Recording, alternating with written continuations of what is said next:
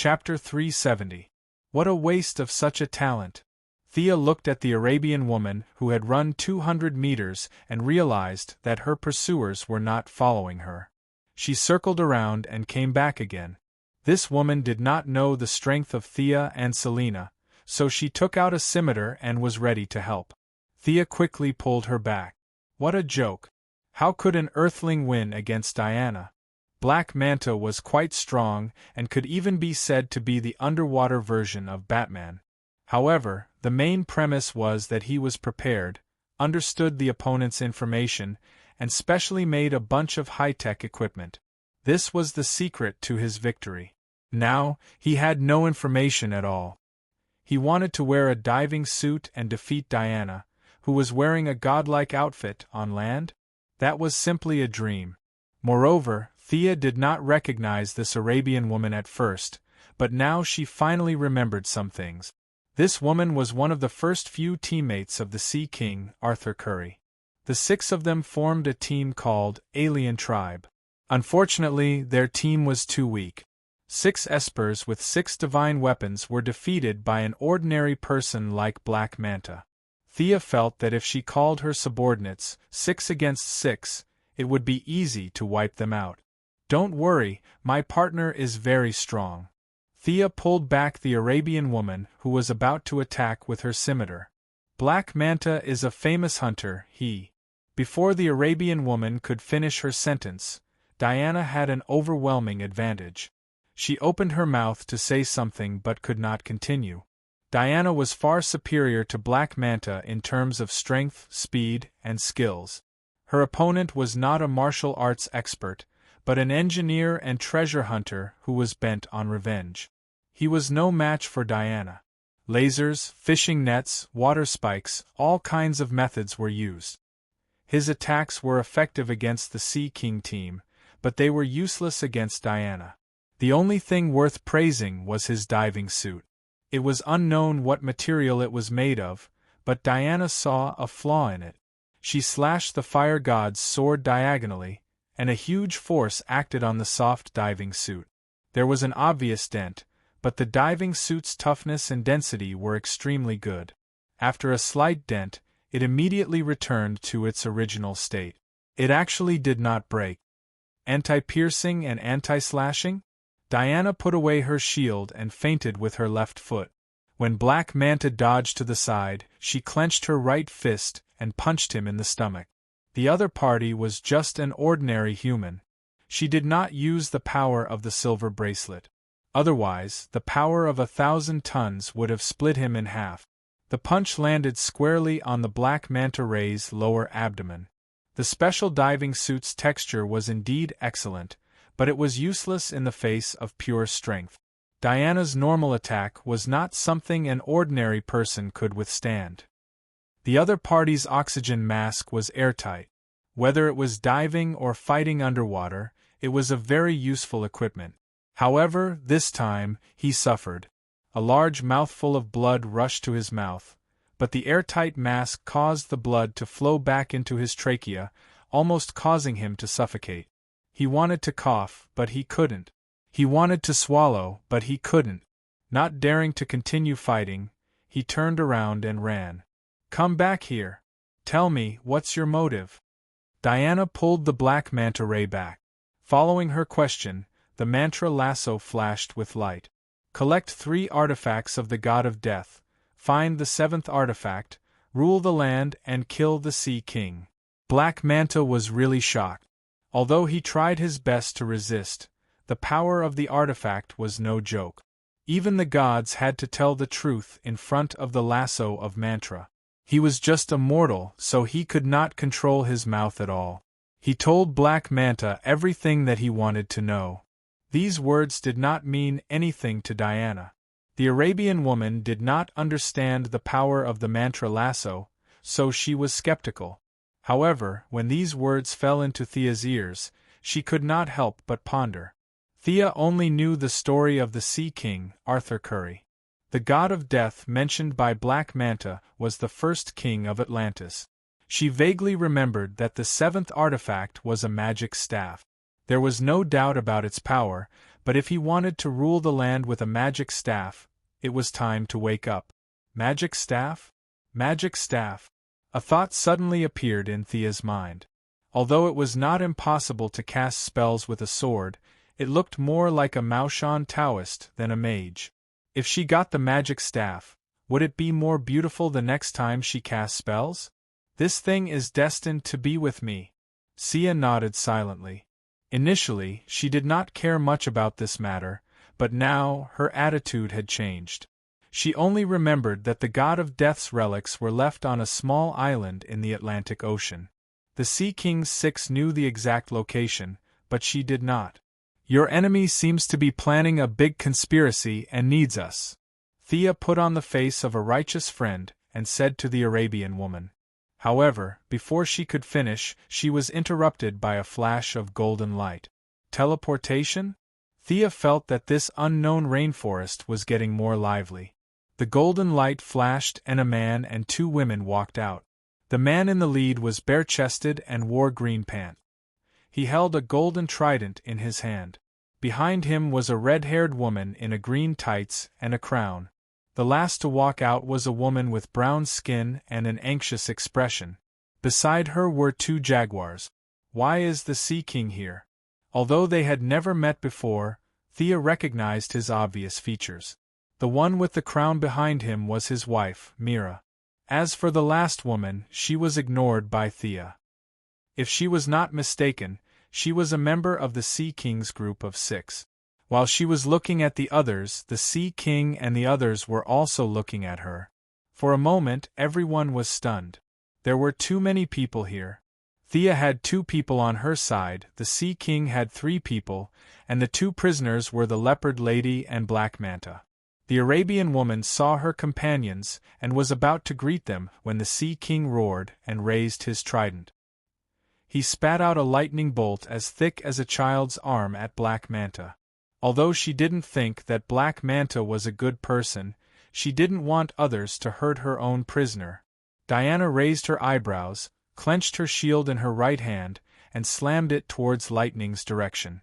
The first clash between the 2 divine weapons ended in a draw. Lightning was sent flying and a huge energy beam fell into the rainforest. It destroyed countless trees along the way and disappeared from their sight. Bastard! How dare you stop me? The Sea King's temper was as violent as ever. Diana wanted to argue with him, but seeing how rude he was, she did not waste any more time. She tied Black Manta up tightly with the lasso of truth and raised the Guardian's silver bracelet on her wrist. A violent energy gushed towards the Sea King from a few meters away. The Sea King did not expect this woman to be able to block his lightning. When he felt the invisible energy from the Guardian's silver bracelet, he did not dare to be careless. He swung his trident like a windmill. Bam! Bam! The trident was wrapped in a layer of golden light. As the Sea King spun, the golden light resisted with all its might. The Sea King was pushed back 30 meters by the Guardian's silver bracelet's energy before he stopped. Woman, you! The Sea King calmed down and tried to explain. However, Diana's current goal in life was to eliminate the discrimination between men and women. The Sea King's words did not make her feel comfortable. Instead, it made her even angrier. She did not waste any more time and slashed her sword at him. Chapter 371. Is your innate incompatibility to this extent? Thea was speechless. She only remembered that these 2 were fighting in the Flashpoint paradox, but this wasn't the Flashpoint. These 2 were fighting inexplicably. Thea wanted to stop them, but she didn't know where to start. She turned her head and was about to let the Arabian woman speak to persuade them to quickly bring her to get the staff. When she turned her head, she saw the brown woman's 2 leopards wagging their tails and begging the leopard girl. The leopard girl had woken up at some point, her yellow eyes emitting a terrifying light. The brown woman kept talking to Mira.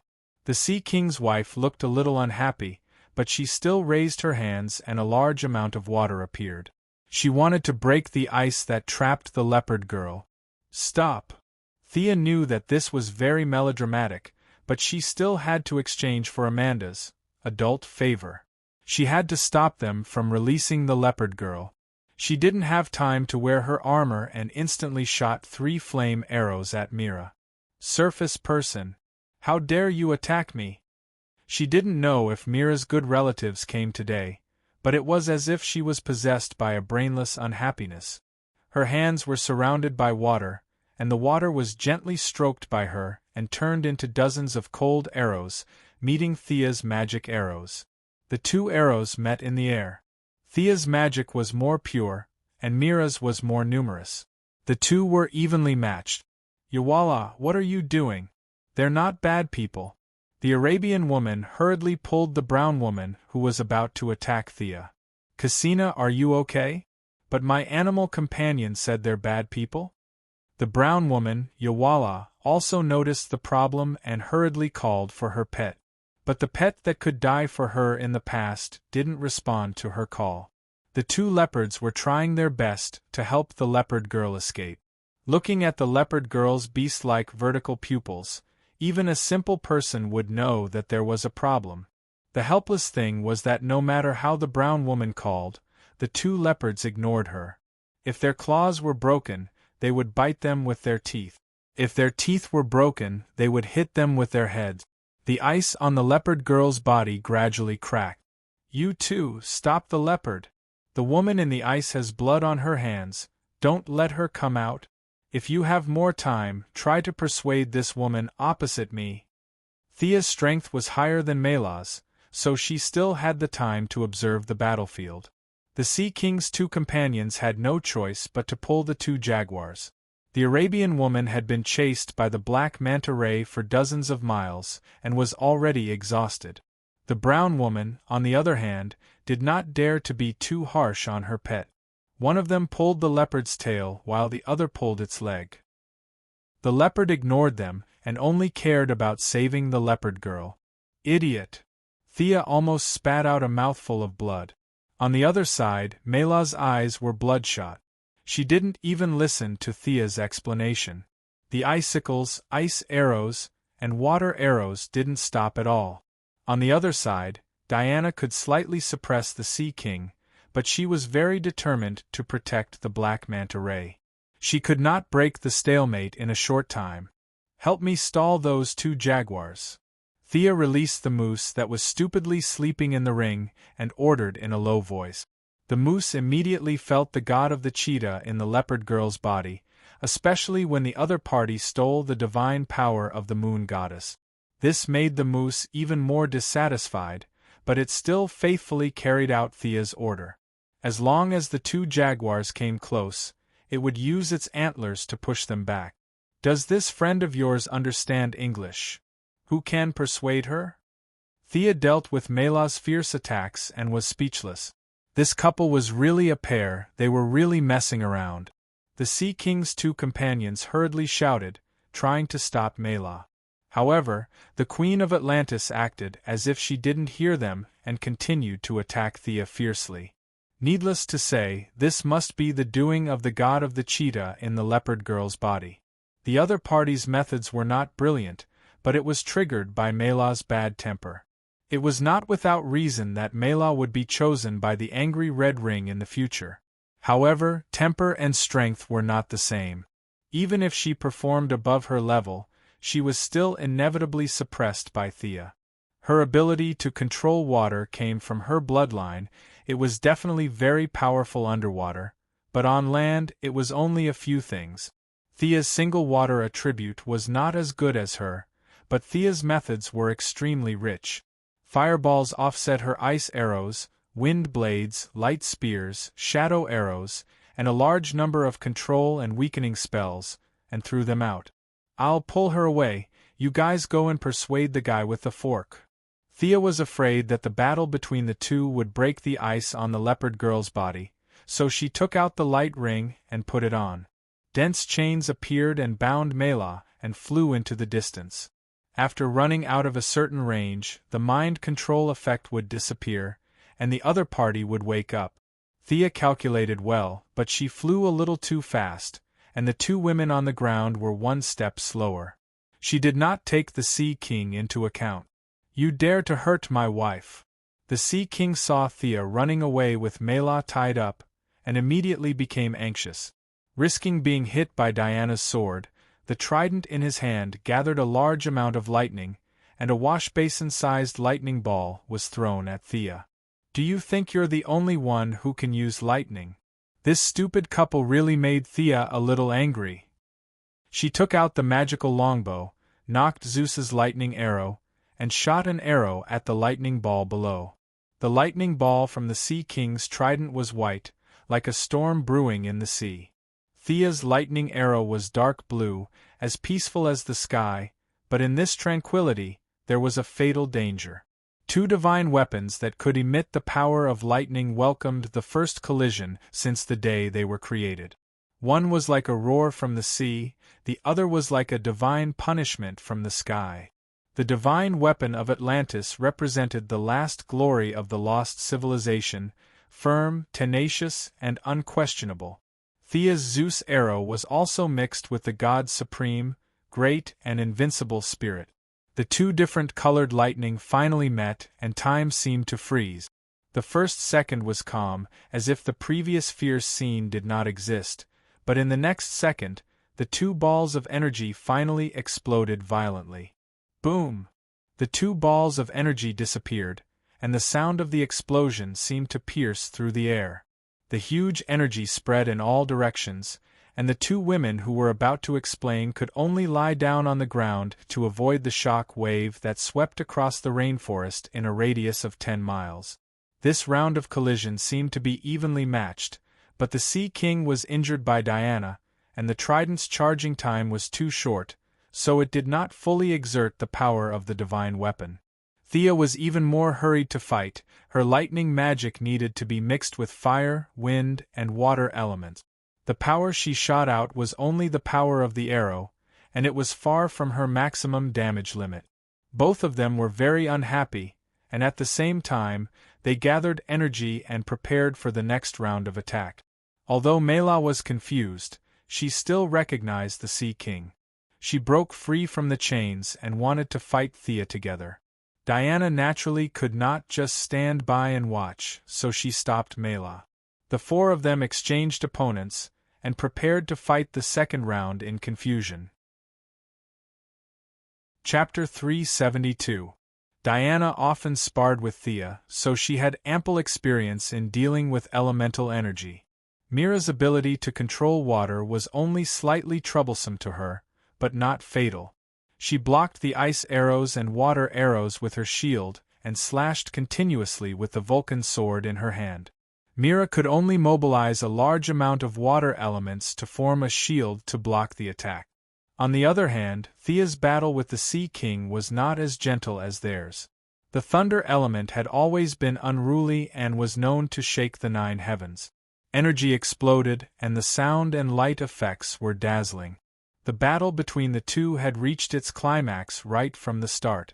The Sea King was beaten silly by the two women, and had long forgotten what he wanted to do. Thea, on the other hand, wanted to see how powerful the Sea King's trident was. The lightning arrows in her hand did not stop, and she shot them one after another. Sometimes, she even condensed her own magic into the lightning arrows to launch a surprise attack on the Sea King.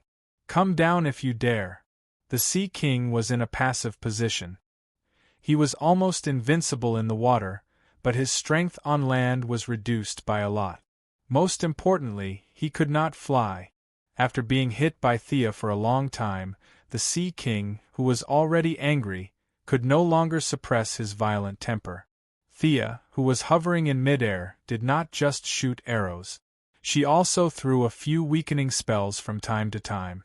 However, it was unknown whether it was because of the trident in his hand or because of his Atlantean bloodline, but the Sea King's magic resistance was surprisingly high. Among the people that Thea had met, only Diana had a higher magic resistance than him. She could resist 9 out of 10 spells, and the remaining spell could only last for a short time. Fear. Simple spells could not take him down, so Thea could only mix emotional energy into her spells. With the help of spells, the power of the lamp was continuously channeled into the Sea King's heart. This time, he could not resist. The death of his father, the supercilious looks of the people around him, the betrayal of his companions, and all kinds of tragic scenes surrounded his mind. Arthur. Seeing that her husband was in danger, Mela finally broke free from the control of the cheetah god. Her eyes regained their clarity, she raised her arm and took Diana's sword head-on with her wrist guard. Then, she flew up and created a large amount of ice to protect her husband. She completely ignored her own safety, and looked at Thea and Diana vigilantly. Humph! Since it was a misunderstanding, Thea naturally did not continue to attack. She turned to look at the captive. What she saw infuriated her. Previously, the Black Manta had been tied up by Diana's lasso, but as the battle escalated, Diana had left him in the custody of the Sea King's two companions.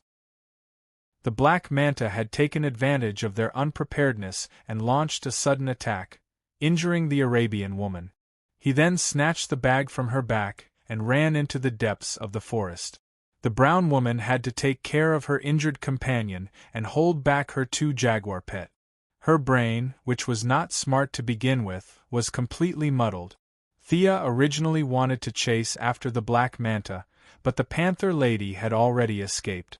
Although there were still a lot of ice on her body, she could barely run. "How dare you run?" Thea took out a lightning arrow and shot it. At the same time, she called for Diana to chase after her. The Sea King and Mela, who realized that they had made a mistake, saw that their companion was not in mortal danger and also helped to block them. Although the Panther Lady was powerful, her previous injuries were not light. She could not beat any of the four people now. In less than 3 kilometers, she was surrounded, beaten up, and captured again. This time, they did not dare to let their guard down. Perhaps the Panther Lady was not a threat, but the cheetah god in her body was indeed troublesome. Especially the other party's method of silently bewitching people's minds, it made them a little annoyed. Fortunately, there was still science to solve things that magic could not solve. Thea asked the elk to go back to sleep.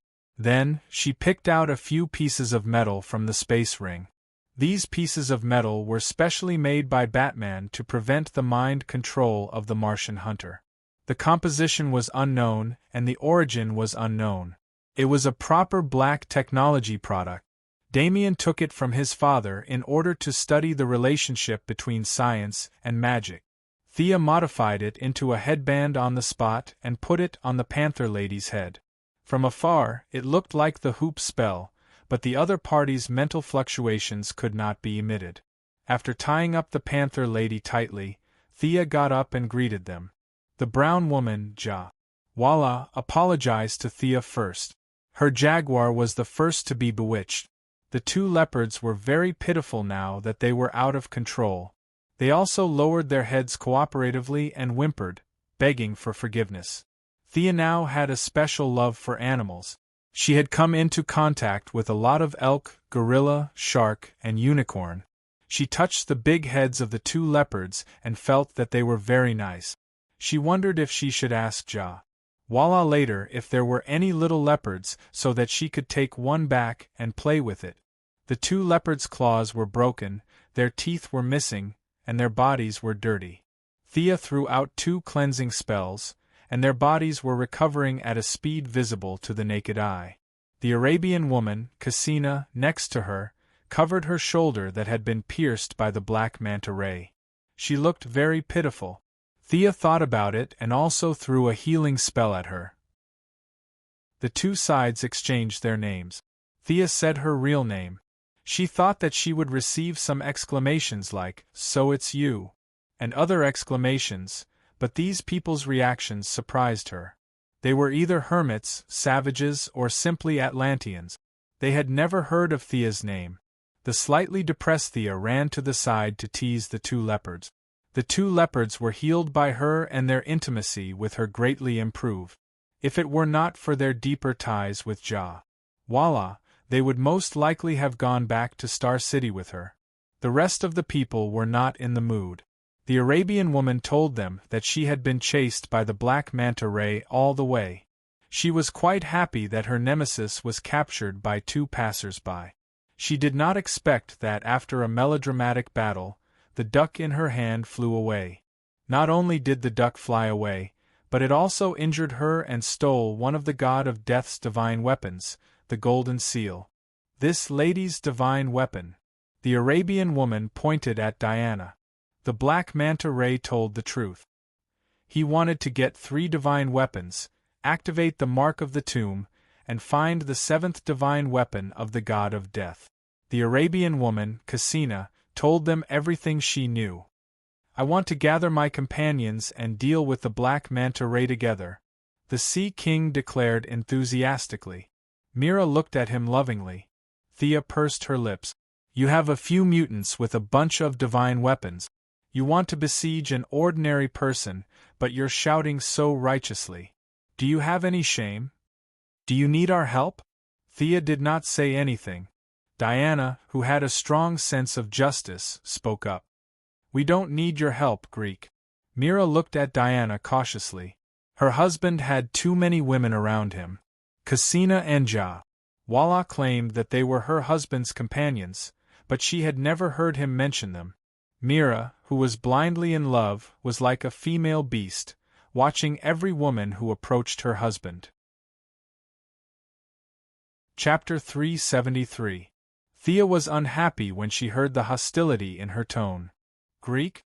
The Greeks used to fight alongside the Atlanteans. You're not looking down on your former allies, are you? Besides, I don't think you're an Atlantean. You're from Zebul, right? You're an exile from Atlantis. Huh. The Sea King was confused. He turned to look at his wife. Mela avoided the Sea King's gaze with a hint of panic in her eyes. Thea continued, King of Death? Is that what you call him? Don't you know that his real name is Atlan? He's the creator of Atlantis, the first king. To think that you descendants would call him the King of Death. That's ridiculous. Diana also assisted. I know Atlan. Mother mentioned him in her books. He was a great king. His achievements were comparable to the sages in the history of human heroes. The Sea King Arthur Curry was speechless. Half a year ago, he was still guarding the lighthouse in Maine. How would he know about these secrets from tens of thousands of years ago? When others called him the King of Death, he just followed suit. Now, he realized that something was wrong. It sounded like an ancestor. Atlan is the King of Death that you speak of. He built Atlantis on land. It was a civilization before Earth's civilization. The King of Atlan was broad-minded. He abandoned his prejudices and accepted all races. As long as they agreed with his ideals, he would see them as part of Atlantis. Thea began to teach them. Of course, these things were brought from her memory. Diana knew that she had read countless books and was not surprised. The Sea King and his wife listened with great interest. It had always been the Sea King's goal to promote harmony between the people on the surface and underwater. Now that he heard that his ancient ancestors had done the same, a strong sense of recognition surged in his heart. Unexpectedly, Thea took a 180-degree turn. What she said next gave him a heavy blow. The King of Death's inclusive policy caused strong dissatisfaction among the conservatives. His younger brother launched a coup and took away the Sea King's trident that symbolized authority. The founder of the kingdom was expelled from his home by his family. You mean? The Sea King raised the trident in his hand, his face full of disbelief. My ancestors were traitors? Thea shook her head slightly. Traitor or not, the truth has long been lost to history. But I only know that the 7th divine artifact that you were discussing just now is not correct. He pointed at the trident in the Sea King's hand. This trident was forged by the god of death in his early days. After he was exiled from his country, he forged 6 new divine weapons. You have 5 of them, and the remaining 1. What about the last one? The few of them hurriedly asked. Even the 2 jaguars lying on the ground, unable to understand human language, pricked up their ears to listen. Thea was a little hesitant. According to the records, the god of death created a staff in the end. The power of this staff was almost infinite in his hands. He sank the entire continent of Atlantis with one blow. I think it's a bit of a boast. Divine weapons are not that powerful, Diana explained calmly. Thea did not say anything. Either the full power of the staff could only be unleashed in the hands of the god of death, or he found some magic node, like the Purgatory Island where Oliver stayed for years. Otherwise, sinking the continent with one blow was too powerful. We can help you fight against the black manta rays, but the god of death's staff is too dangerous. We can't leave it in the hands of the Atlanteans. Thea finally revealed her purpose, and then threw a big bomb at them. The god of death disappeared after sinking Atlantis. Many people thought that he had crossed the boundary between life and death, and was still sleeping somewhere. The human scholars, the Greek gods, and your records all called him the god of death for this reason. The few of them were not fools. They roughly understood Thea's meaning. If they kept it in their hands, they would only be able to fight the god of death. If they gave it to Thea, they would have someone to share the hatred. Maybe the god of death would come back to life and attack the continent directly. Mela thought this was a good idea. She winked at the Sea King and asked him to agree. The people on the continent? The Sea King was still a little hesitant. Should the god of death bomb explode on the continent or on the Atlanteans? He can't unleash his full power without the divine weapon.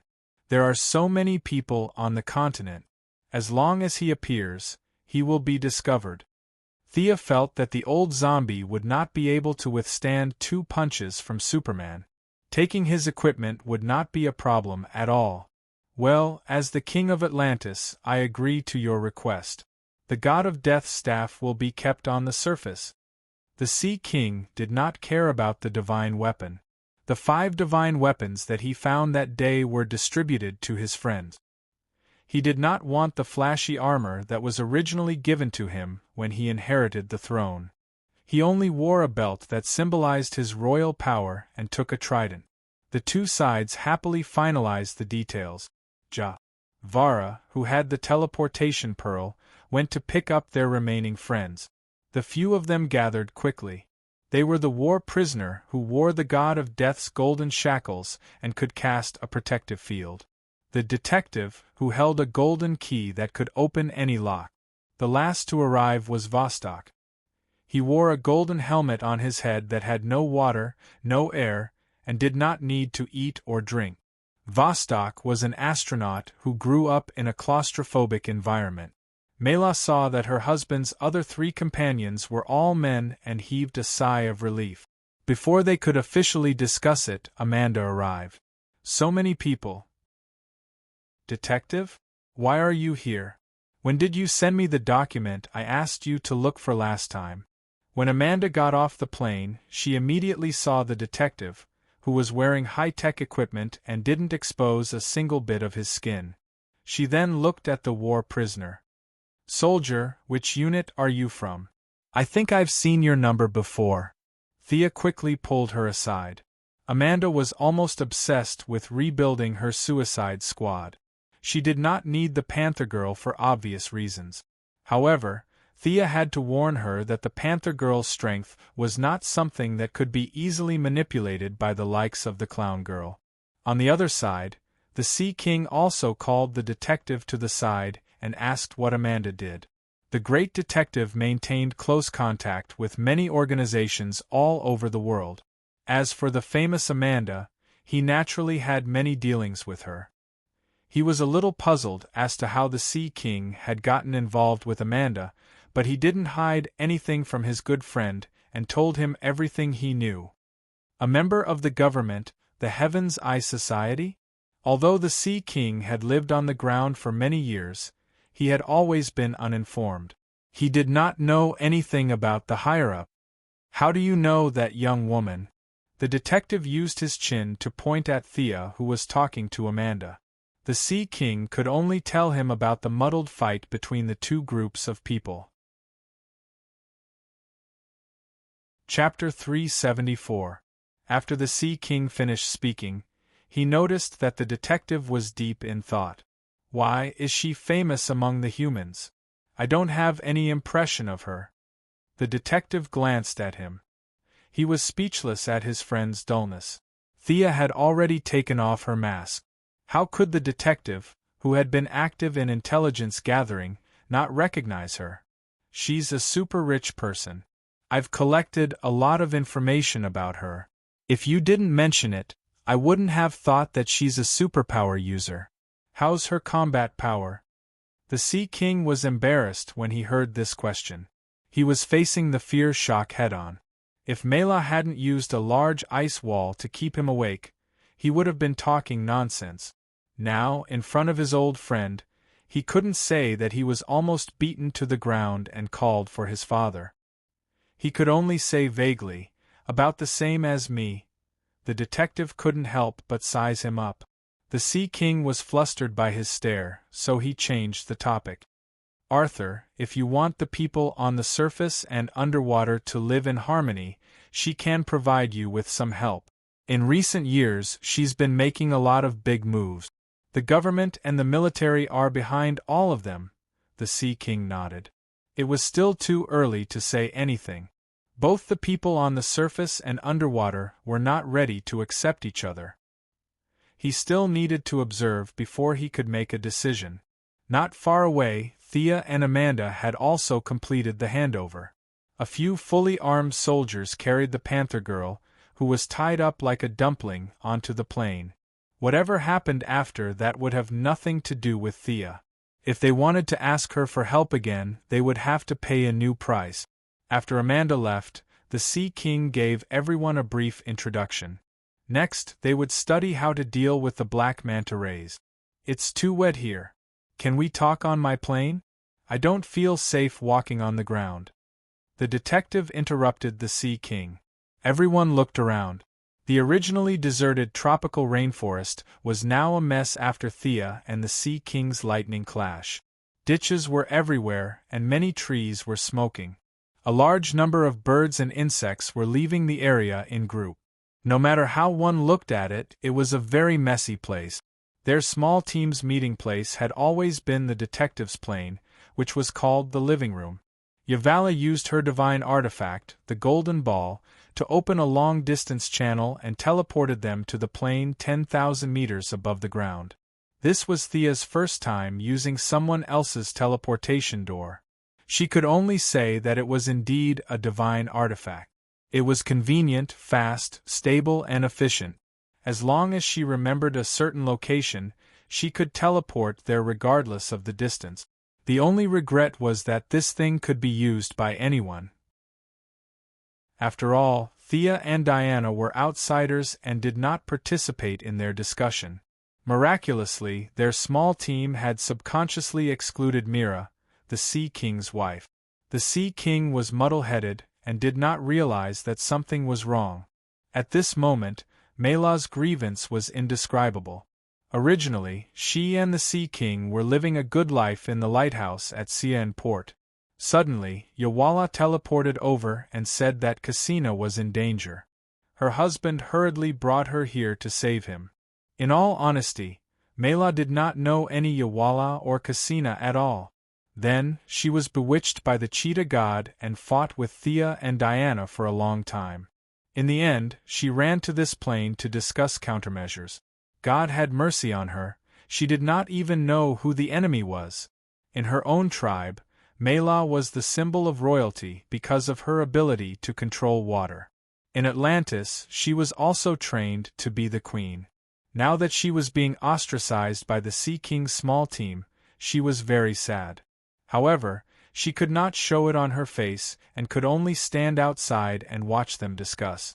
After listening for a while, Thea understood why they could not defeat the black manta rays. Cassina was known as a prophet, but in fact, her ability was very limited. She was similar to Lisa Dracker, who worked under Sinisto. She could only predict what would happen in the next few seconds. Yawala was a wild child who grew up in the jungle. The fact that she could stutter and speak English was a sign of her talent. Asking her to come up with ideas was just a dream. prisoner of war was always surrounded by the souls of his comrades and was immersed in his own inner world for 59 out of 60 minutes. On the other hand, Vostok was severely autistic. He would rather wear a helmet that did not allow him to eat and hide for 2 years than speak a word to others.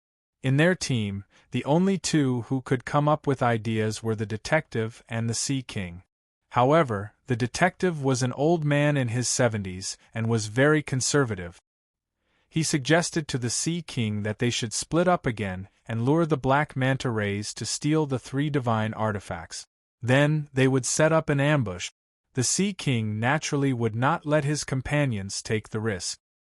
His idea was to find the other party and fight directly. The detective would never agree to it, and the two argued for half an hour. In the end, the Sea King was prepared to jump off the plane alone to chase after the black manta rays. Thea quickly stopped him. The black manta rays were just ordinary people. It was not a big deal. It was as if they were disbanding. Arthur, my satellite has found traces of the black manta rays. He is buying some equipment in a black market in Germany. In fact, the satellite was just a lie. It was a report from Death Knell's eyes and ears in the black market all over the world. Let's wait until there is no one around and take him down. Thea generally supported the Sea King's idea. According to the old detective, it was not necessary to go through so much trouble just for a surprise attack. Now, with Thea, Diana, Mira and their small team, there were 9 of them. More than 10 divine artifacts could not take down the black manta rays? Thea did not believe it. The Sea King received unexpected support and gave the old detective a provocative look. The old man was very well-mannered and was not in the mood to care about the young man's smugness.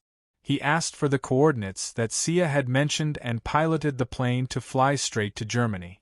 Thea transferred 2 more satellites to Europe and the signal was directly transmitted to the old detective's plane. It was not difficult to find the black manta ray's unique diving helmet using facial recognition. The black manta ray's figure soon appeared on the plane's display screen. How do we go down to catch him? The few of them scratched their heads.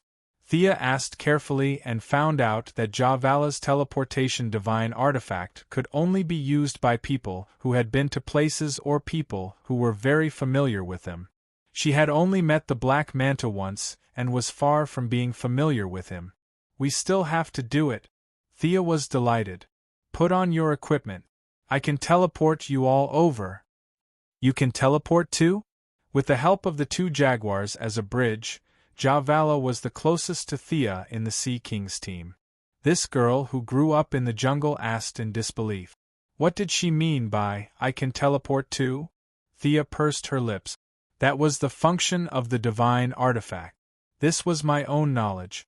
It was not the same thing. She nodded casually, indicating that she could teleport too. She opened the Eye of Horus and observed the black manta rays 10,000 meters below, looking for the best opportunity to attack. Chapter 375. It could be seen that Black Manta's body had not fully recovered. He was still a little wobbly when he walked. Although Diana did not use her full strength in that punch, and most of the impact of the punch was absorbed by his waterproof suit, the remaining force was not something an ordinary person like him could handle. He had escaped from the rainforest with his life on the line, and his injuries had worsened. He had injected some recovery potions, but the effects were not great. Thea looked around carefully. The enemy seemed to be defenseless, but under Horus' gaze, there were many people in diving suits around them. If she was not mistaken, they should be Black Manta's subordinates.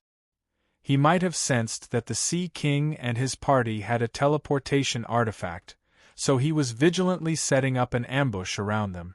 As the Sea King's archenemy, Black Manta knew his enemy very well. If it were not for Thea and Diana, the Sea King would have rushed into his encirclement.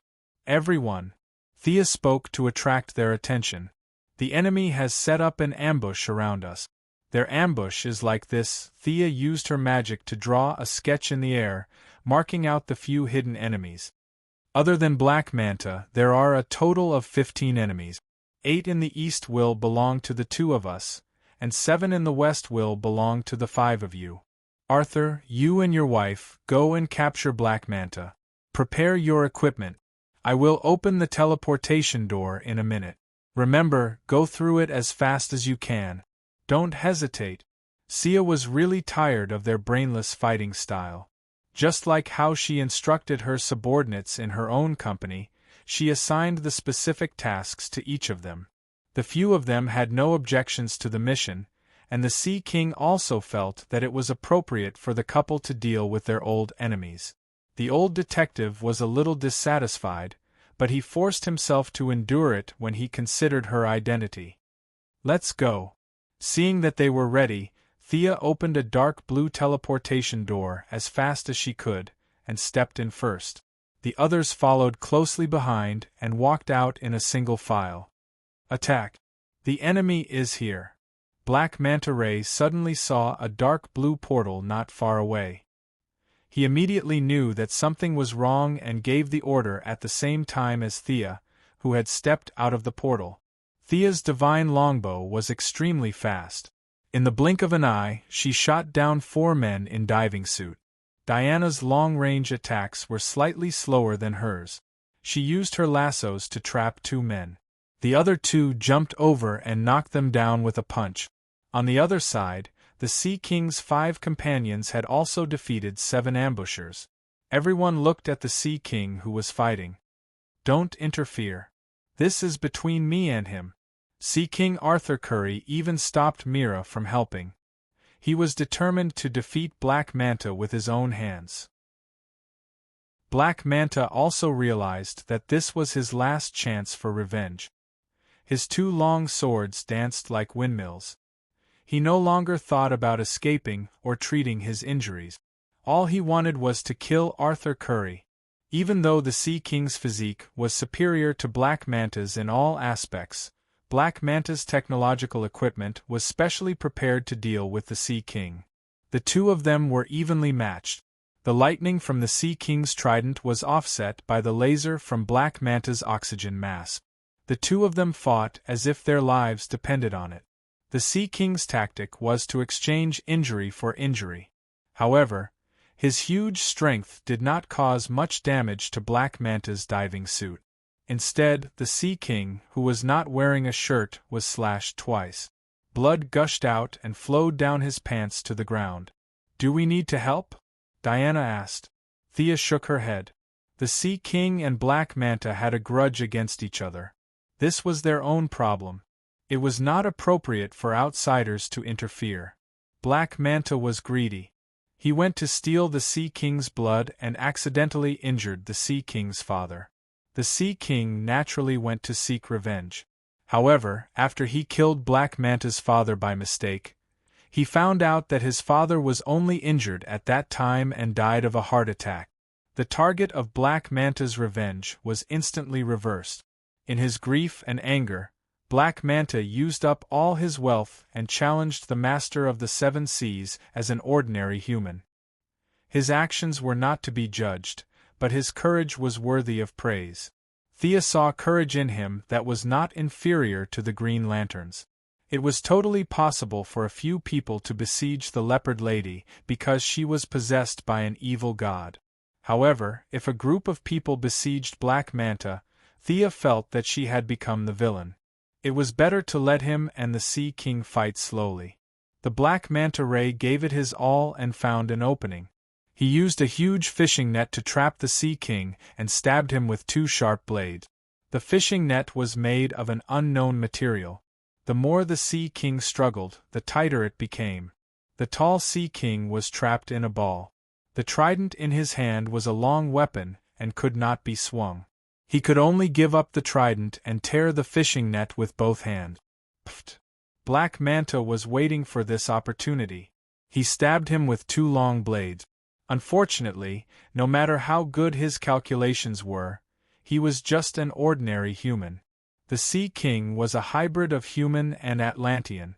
His natural strength, agility, and reaction speed were all above that of humans. Facing the 2 deadly long blades, the Sea King tilted his body slightly.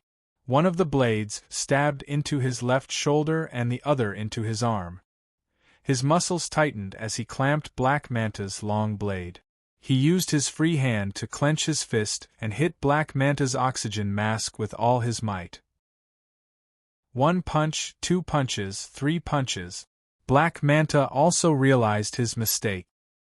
He wanted to let go of his blade and distance himself again. However, the Sea King changed from hitting to grabbing.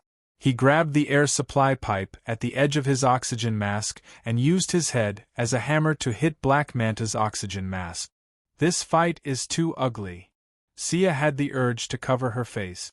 The Sea King seemed very brave in the battle, but if one were to compare the physical attributes of both sides, one would realize that he was completely relying on his own high attributes and high recovery speed to bully his opponent.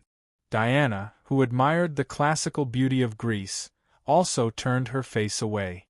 Using brute force to defeat an opponent who was obviously weaker than himself was not the glory of a warrior. Mela did not care. In fact, she was happy with whatever her husband did. The Sea King's friends were also excited. They were just short of clapping their hands to cheer him on. Black Manta was knocked out of his senses. The laser on his oxygen mask fired continuously, hitting the Sea King's face and chest until it was a bloody mess. The Sea King ignored these injuries as if he had gone berserk. He kicked Black Manta to the ground and learned the tactic that Batman used against Bane. Pull out the tube. He grabbed the tube on Black Manta's oxygen mask and pulled it out. With a crack, one of the oxygen tubes was forcefully pulled out. A large part of the oxygen mask was also torn apart. An African man's face was revealed. The laser on Black Manta's oxygen mask was completely useless. However, he still had a lot of equipment on him. The two of them fought hand to hand. Each of the Sea King's punches caused great damage to him. However, Black Manta was also ruthless. He used all kinds of weapons on the Sea King. Water spikes, brass knuckles, stun guns, ropes with sharp blades. Black Manta used whatever he could grab. In the end, he even stuffed a mini-mine into the Sea King's wound. Chapter 376. Boom! The continuous attacks made Black Manta a little dizzy.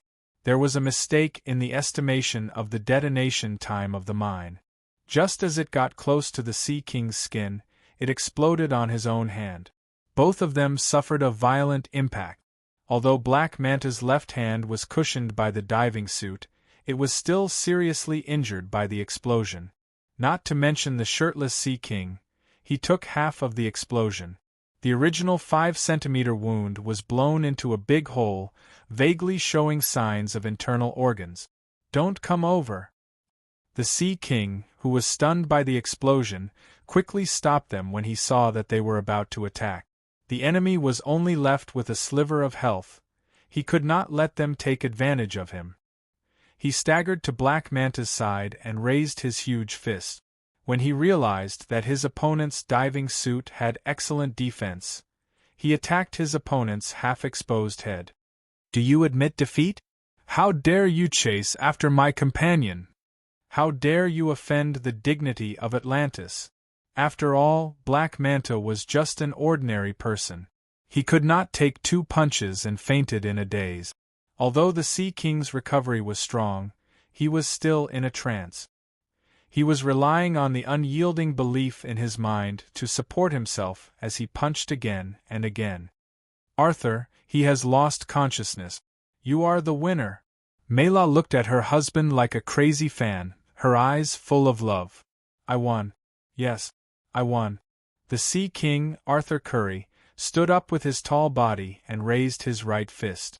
He was enjoying this hard-won victory. Thea saw this scene and clenched her teeth. The Sea King was now covered in wounds. There was a long sword in each of his shoulders and arms. There were also many steel needles, daggers, and other sharp weapons on his body.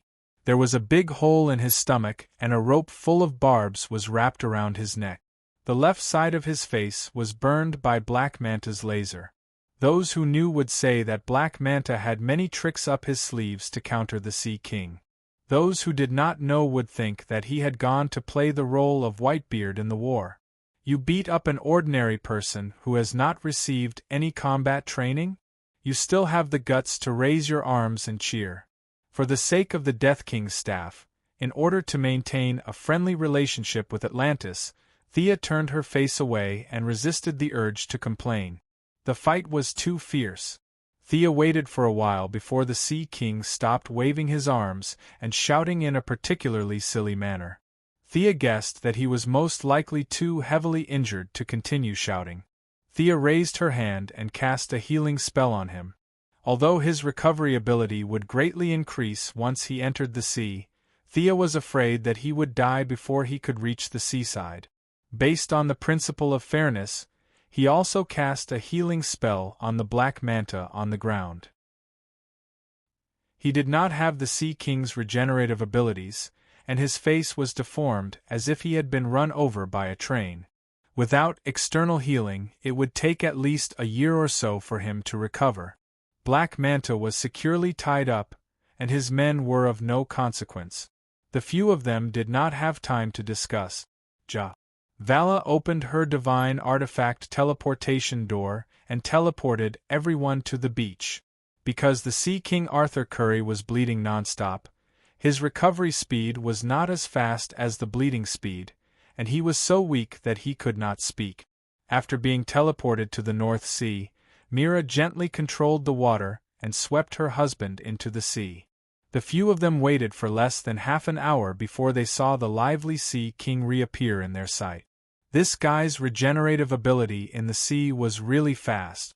Thea could not help but think that if they fought this guy, they would have to leave the water source. Otherwise, his regenerative ability was almost on par with the Kryptonians, and no one could beat him in the water. Arthur, do you want me to hand this guy over to the Heaven's Eye Society or do you want to take him away? Thea saw that the Sea King had almost recovered and asked. The Sea King, who had recovered from his injuries, regained his composure. Looking at Black Manta, who was beaten up badly by him, he felt a little guilty. He had killed his father and beaten him up. It seemed too cruel to hand him over to the Heavenly Eye Society now. He deliberated over his words. He has killed many Atlanteans. I want him to be brought back to face trial. Thea nodded and acquiesced to this solution. The Black Manta was almost harmless to the land. If the Sea King wanted to save his life, he would only be asking for trouble. However, that had nothing to do with Thea. The Sea King wanted to bring the Black Manta back to Atlantis. He did not arrange for a tour. Now that she had the water attribute, Thea, who did not like to go into the water, naturally did not mention it. She remembered that the Sea King's family was still in a mess, and she was not interested in getting involved. A white light flashed on the trident. Even without an oxygen mask, the Black Manta could be dragged into the sea. Everyone watched as they swam into the deep sea. Thea and the rest returned to the plane and rushed to Death King's Island. When they arrived at the Atlantic Ocean, it was already nighttime. A thin layer of fog rose from the surface of the sea, and the waves rose and fell gently. Occasionally there would be a few scattered islands. If they were here for sightseeing, the environment would be very beautiful. Unfortunately, it was not the Death King's Island that they were looking for. Thea, Diana, and Mira had not been here before. The task of finding the way was naturally left to the Sea King's friends. However, these people were either autistic, mentally ill, or had never learned geography. They did not refuse at all. The task of finding the way automatically fell to the old detective. At first, the old man patted his chest and said that there was no problem. However, after wandering around the Atlantic Ocean for an hour, his tone was not so sure. In this hour, the old man patted his chest more than 10 times. However, his words became less and less confident. At first, he said, "It's around here." Now, he said, "It's probably around here." In desperation, they could only land on an island. Mira used her special communication method to call the Sea King. They waited in boredom. Midway, Diana sparred with the few of them. Thea and Yawala went back to her jungle and hugged a 1-month-old jaguar. They were going to bring it back to Star City to play with. In the Sea King's small team, Thea had the best relationship with this girl, who grew up in the jungle. Yawala was very simple. She stubbornly believed that people who were good to animals were good people. In addition, she saw the relationship between Thea and Diana. She was even more envious because she had a crush on the Arabian girl, Cassina. It was just that she did not dare to say it out loud. After waiting for an entire night, they finally saw the Sea King's exhausted figure when the sun was about to rise. There were no scars or signs of a fight, which could only mean that his trip home this time was not pleasant. The few of them did not say much and silently followed him. Based on their previous experience on the island, Thea judged that there was a very strange magic on the island. It was very similar to Paradise Island. It was impossible to find it with the naked eye. However, the Sea King's trident could automatically guide the way. They did not take a plane again. The Sea King summoned a few docile dolphins for them to ride. Chapter 377. Thea was a little impatient after sitting for a while. She changed into her water armor. She did not show her fastest speed when she was carrying Fiora last time. She wanted to test how fast she was underwater. "I didn't expect you to swim so fast." Mira, the Sea King, who also did not ride a dolphin but relied on her own ability to swim, was shocked by Thea's sudden burst of speed. Although it was far from the trident-wielding Sea King, it was very close to Mira's speed. "I'll compete with you in swimming." Mira did not have a smooth day. She could not see the feelings between human women. She felt that her husband was an indomitable spirit. The Arabian woman Cassina, the brown-skinned wild child Yawala, Thea, and Diana were all threats to her position. Among them, the unusually active Thea was the biggest threat. She could not win on land, but she did not think she would lose in the sea. Thea did not think so much. There was no need to set the rules or ask for a judge. Both of them were ready to swim forward at the same time. She relied on the armor to provide power. Mira also had almost unlimited physical strength in the sea. Both of them shot out at the same time like an arrow released from a bow. Mira quickly took the lead with her skillful movement. Thea instructed Gideon to scan her movements, the angle of entry, and the frequency of her body swaying. After that, the simulation was optimized and applied to the armor. Mira's speed quickly caught up. "You learned so fast?" Mira did not know about the existence of artificial intelligence. She saw Thea's familiar movements, which were very obviously mimicking her swimming posture.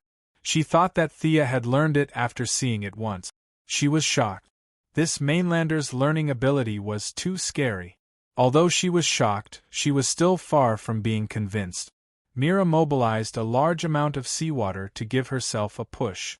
Her speed increased by 30%. So it could be played like this. Thea felt that she had learned another trick.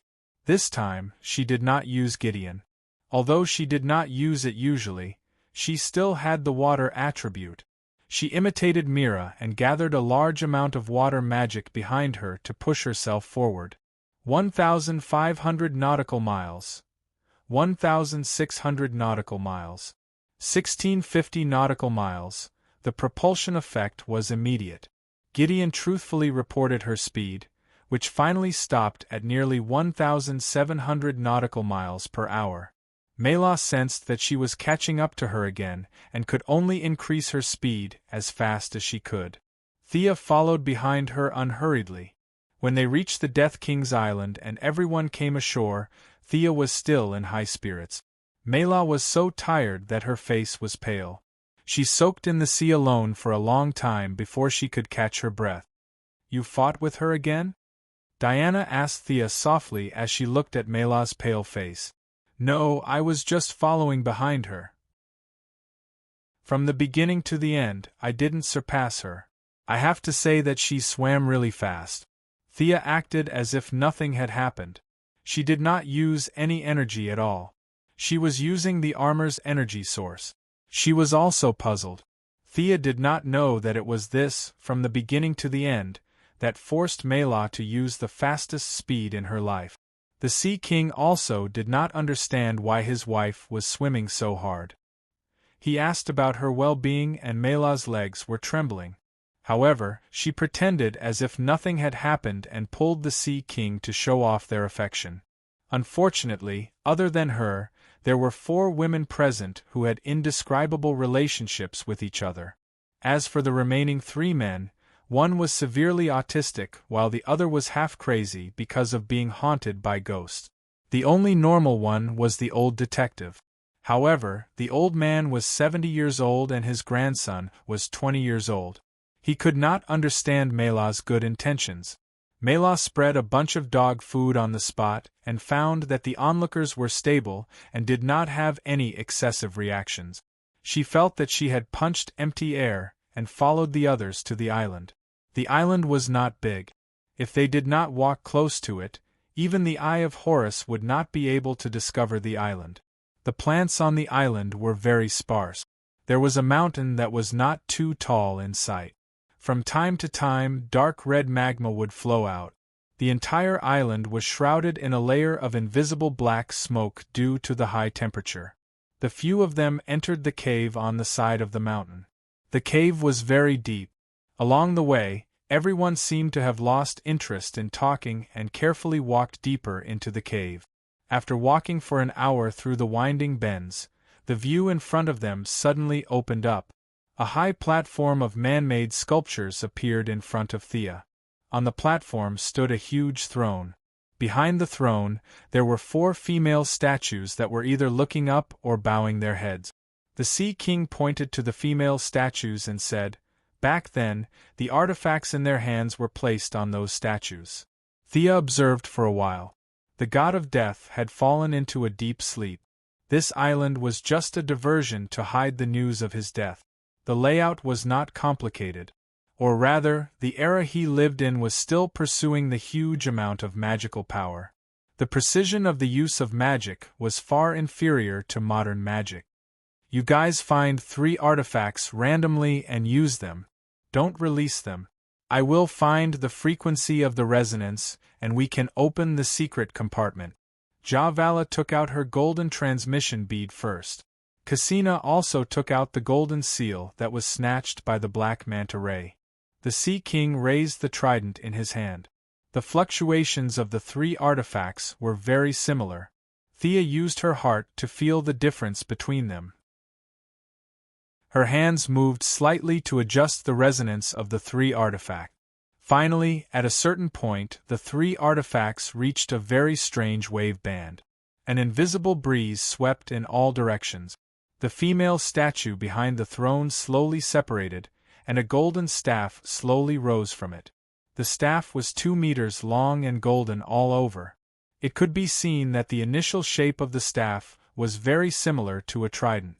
However, later on, the trident was artificially combined into one. The 2 sides were extremely sharp. Upon closer inspection, there was an ancient text engraved on it. This staff was very similar to the staff in a game that Thea remembered, the Golden Staff of Sindorii. Thea looked back at everyone. Seeing that no one had any opinions, she reached out and took the staff. The staff neither rejected her nor took the initiative to cater to her. The sky changed color, the wind and clouds surged, but none of these appeared. Only a faint image was transmitted to Thea. In the image, an old man was betrayed. After that, he created an artifact and returned to his country for revenge. After being betrayed by everyone, the old man angrily hit the magic node with the staff, causing the destruction of the ancient Atlantis Empire. This old man was the god of death, Atlan? Thea compared it with her memory and sighed. It was a pity. He had a good idea to eliminate war and accommodate all foreign races. However, he was betrayed by his family and turned from a great hero to a devil in an instant. Just as Thea was about to carefully study the functions of the staff, she heard a loud shout. "People from the surface, put down the treasure in your hand." That is the sacred artifact of Atlantis. A large group of strangely dressed soldiers surrounded a young man holding a halberd and wearing a finned helmet walked in. Chapter 378. Where did this retard come from? Call it and see if it will answer you. Thea's strength had increased now, so she was not as cautious as before. Since the other party was rude, she would fight back. People from the surface, you? Before the young man with the helmet and halberd could finish his sentence, Thea turned her staff around and a dark golden lightning shot towards him. He didn't know what was real and what was not, so he cautiously dodged the attack. However, he underestimated Sia's combat experience. Just as he raised his leg and took 2 steps to the left, he saw a sharp spike suddenly rise from the ground. Coincidentally, it was aimed at his indescribable thing. The young man was shocked. He no longer cared about his demeanor and directly fell back, avoiding this fatal attack. The spike avoided the greaves at a tricky angle and cut a big wound on his inner thigh. Blood was dripping. A few of his subordinates quickly helped him up. Let go. The young man was very unhappy. His helmet had also fallen off, revealing a somewhat dignified face. His originally flashy clothes were now covered in mud because he fell to the ground. The leg guards on his cloak were also stained with blood. His originally arrogant aura had been forcefully reduced by half. "How dare you attack me?" The young man gritted his teeth and said. Thea replied scornfully, "Retard." The staff in her hand accumulated energy again. This was not a game. It was impossible to tell the user the attributes of a piece of equipment. The specific functions of the staff needed to be tested. "Stop, all of you, stop." The Sea King Arthur Curry stood in the middle and stopped the 2 sides from continuing to fight.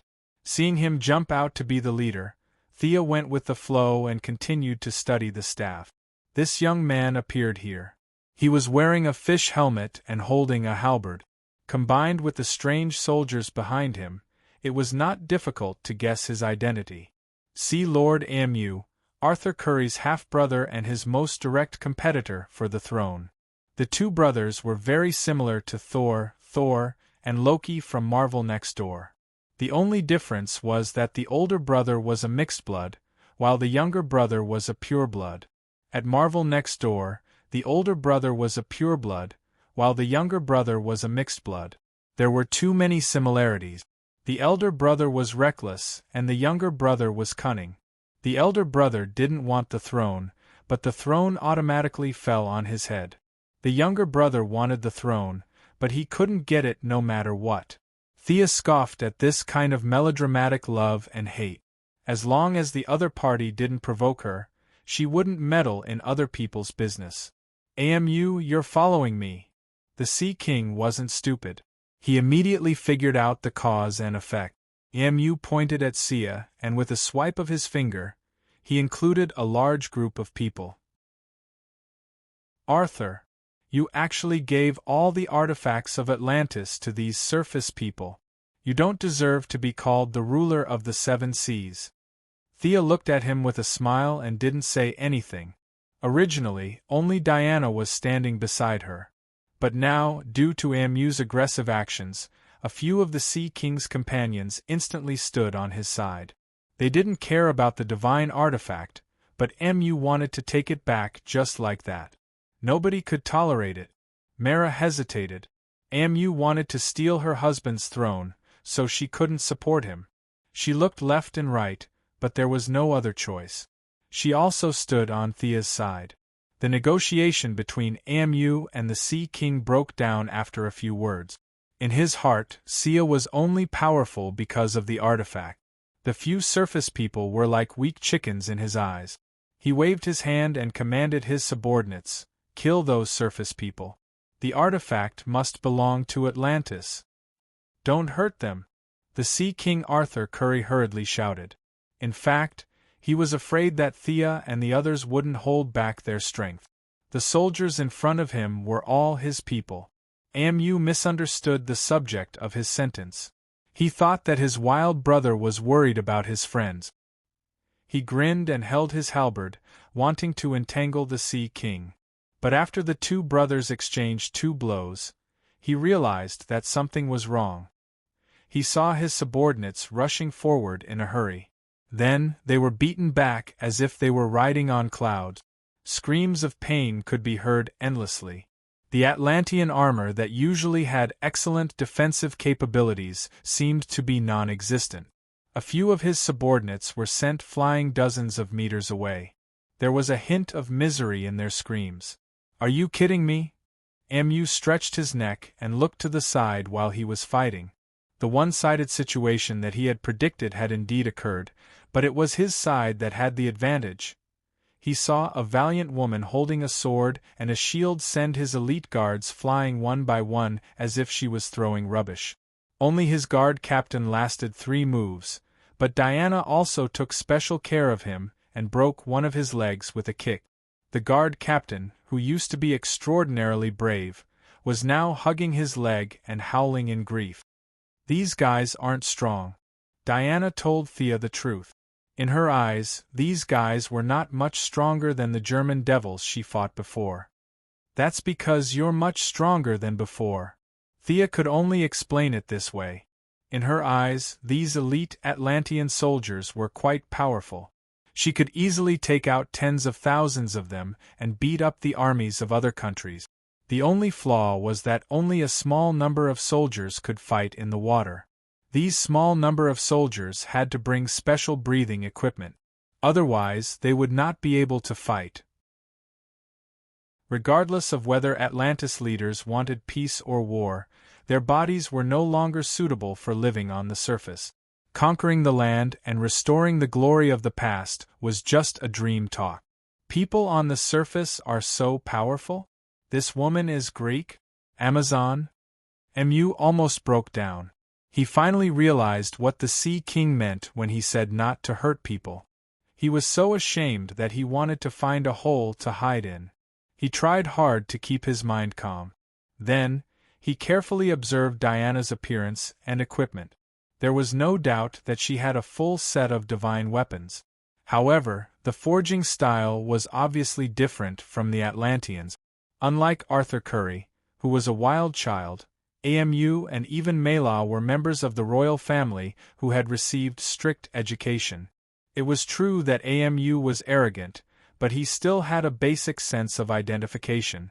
After careful observation, it was not difficult to notice the difference between Diana's appearance and that of the current humans. "Take your men and leave this place now." The Sea King looked around and found that most of the soldiers had superficial injuries. They would recover after 2 days of recuperation in the water. He nodded at Diana to express his gratitude and turned his head to order Mu loudly. Mu was a lone commander. He needed this to get out of the embarrassing situation.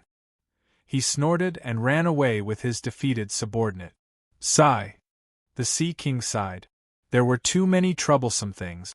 The people on the surface did not accept him, and the people on the bottom of the sea were rejecting him. He was like a rat in a bellows, suffering from both sides. Everything here was over.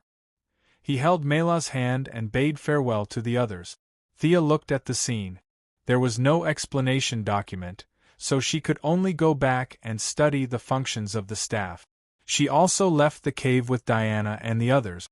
The cave that was in full swing just now regained its tranquility as if nothing had happened. Chapter 379. Diana continued to work on her foundation, while Thea returned to Star City alone with the little jaguar and the staff. She handed the little jaguar to someone else and began to study the functions of the staff. The attributes were easy to judge. The staff had earth and water attribute. Thea dealt with Amu's spikes with the magic provided by the staff. With the power of the staff, Thea could form a pseudo-cycle of light, darkness, earth, fire, water, and wind in her body. It was still far from the real 6 attributes, but there were some embryonic forms. With the help of the earth attribute magic in the staff, Thea could already cast some more advanced earth attribute spells. The next time she dealt with the leopard lady, she might be able to solve it with a dungeon spell or a large-scale earth fissure spell. After studying for 3 days, Thea finally summed up a few characteristics of the staff. The God of Death staff was the best for earth attribute and water attribute spells, with about 3 times the effect. It was slightly worse for wind, light, and dark attributes, with only a little more than double the effect. The fire attribute was the worst, with less than half the effect. The staff contained 2 very ancient magic, one of which was to control sea beasts.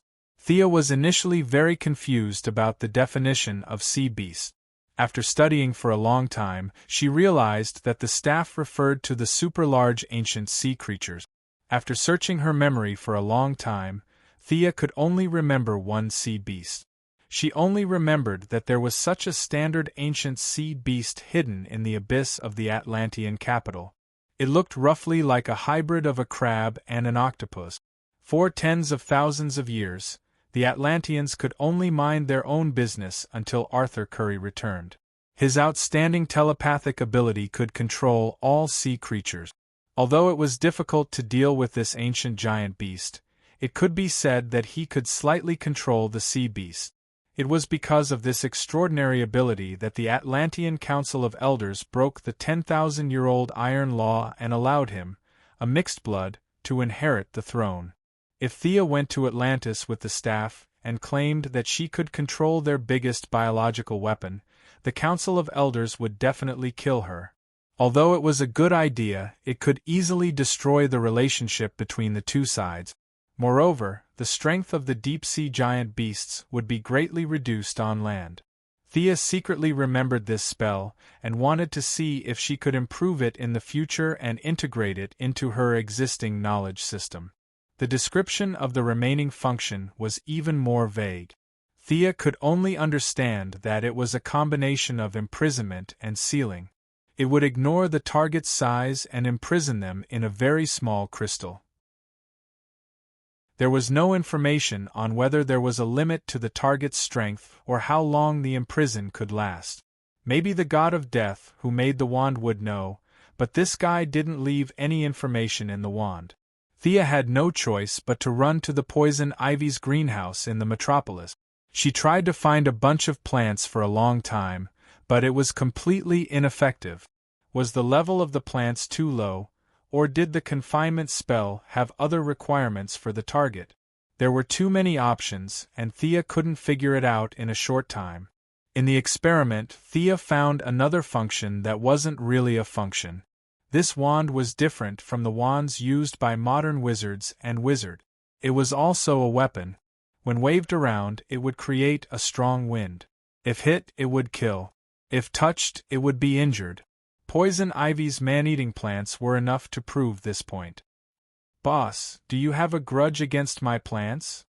Poison ivy's eyelids drooped as she said helplessly.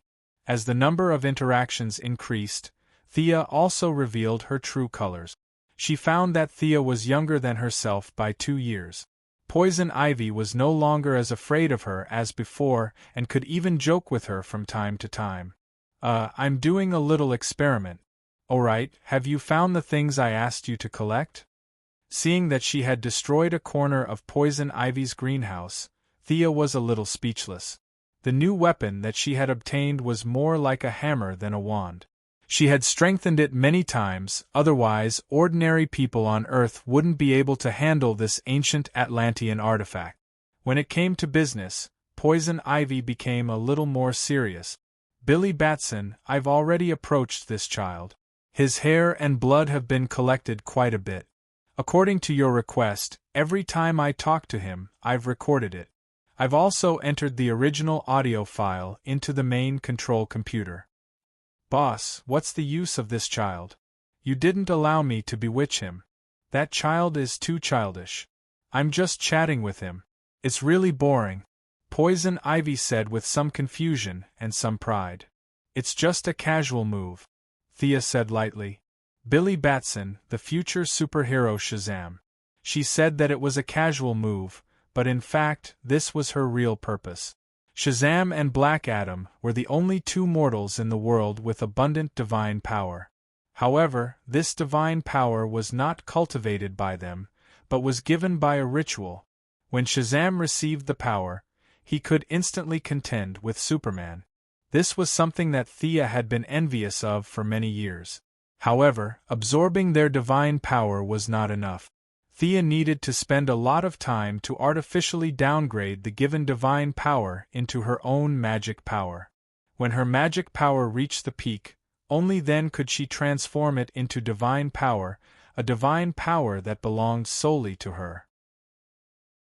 The old wizard, Shazam, was born 9,000 years ago. He was originally a shepherd boy. After receiving the blessings of the gods, he became the first Shazam.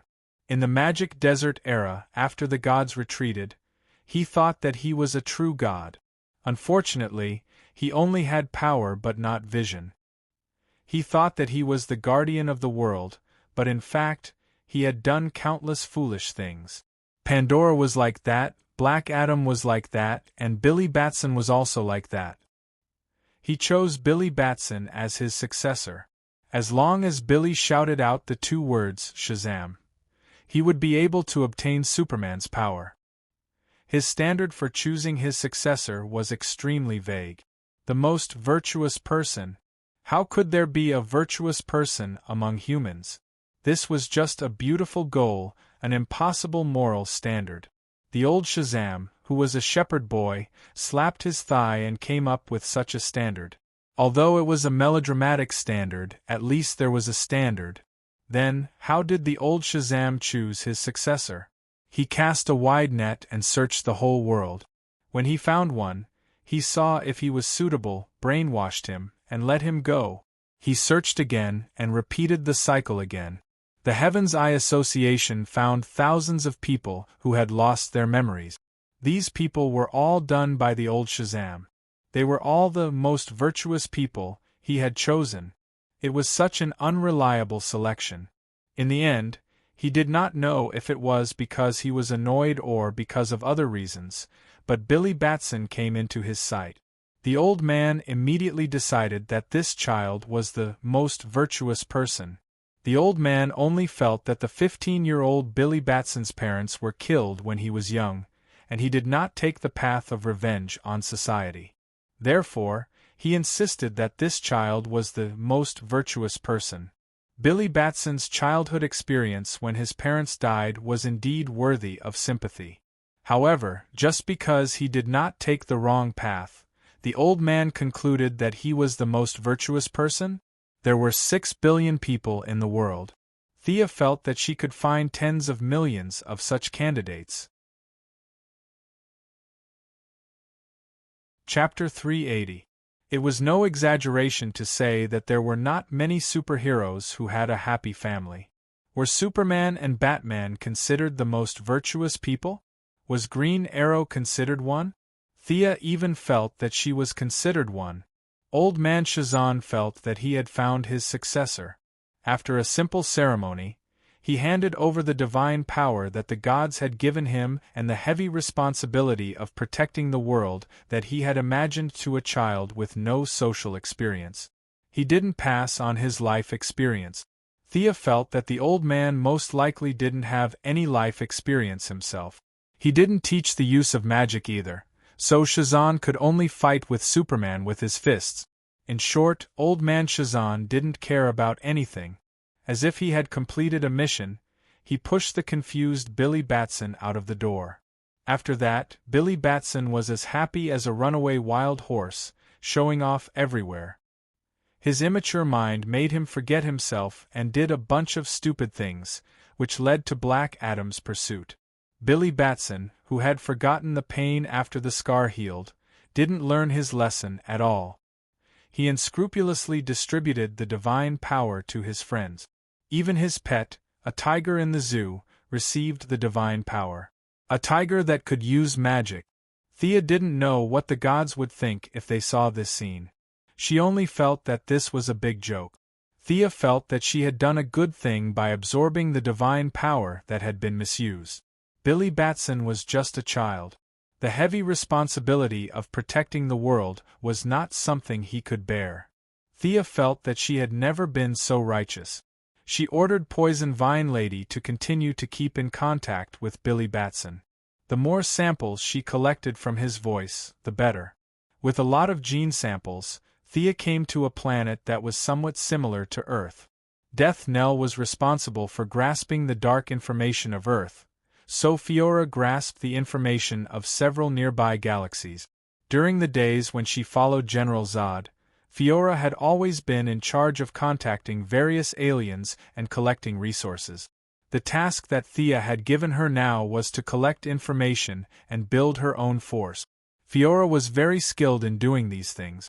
Gertrude had also sent a lot of mind-controlled soldiers from the controlled planet. In addition to Fiora's high-level combat power, she had already opened up a situation on the nearby planet. Clone an Earthling? Fiora took the gene sample and was a little puzzled. However, her character would never question anything and would only carry it out. I want to collect deep-sea beasts within our sphere of influence. I want to do some experiments. In addition, collect some plants and send them to the Poison Vine Lady on Earth. The sea beasts on Earth cannot be touched for the time being. Thea thinks that the alien sea beasts can also be controlled. The mission Thea gave Fiora was the most important one. She had to collect materials ranging from man-made clean energy to plants, animals, and rare metals. Thea herself had plenty of knowledge about Krypton genes. The modified cloning device was completely adapted to the human body on Earth. Unlike Lex Luthor, who needed 10 years to clone Superman, Superman's genes were too powerful. At this time, Billy Batson was just an ordinary person. Thea's standards were very low. She didn't need the clone to have high intelligence. She just needed to be able to shout out Shazam when the time came. The clone doesn't need any intelligence. The voice must match the standard of the sample sent by Poison Ivy. The higher the match, the better. Thea reminded Fiora again before returning to Earth. It's really hard to find Earth element magic. Shazam's matter was a long-term plan. Thea still had an urgent matter that had to be solved. That was the problem of her own Earth element magic. After completing all the elements, she could absorb a huge amount of magic and become a god in one fell swoop. This was her goal. She always felt incomplete if she lacked one element. She didn't have any clue at first. However, when Thea saw the Sea King's trident, she had found her goal by combining her memory and a lot of real information. That was Diana's half-brother, Hercules, the god of strength in human myths and legends. According to the records of various ancient books, he was definitely an Earth attribute god. Hercules did not fall into the twilight of the gods. Instead, he was trapped in a different dimension. The key to opening the different dimension was the Sea King's trident.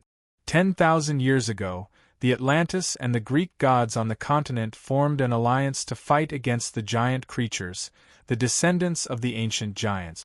They joined forces to drive the giant creatures into a barren different dimension. However, the giant creatures resisted very strongly. At the crucial moment, Hercules walked into that world and closed the door from the other side. This human hero, the warrior of Olympus, chose to sacrifice himself. His ideals were absolutely noble, and his goal could be considered as great. However, 10,000 years had passed. He, who was in a different dimension, fought against many giant creatures alone. His mind had fallen into madness. His lofty ideals no longer existed. What was left was only hysterical madness. Forming a team, pulling people, attacking monsters, and absorbing divinity. Thea felt that if she called more people, it was not impossible to push the Hercules away. However, now that Diana was involved, it was very difficult to do.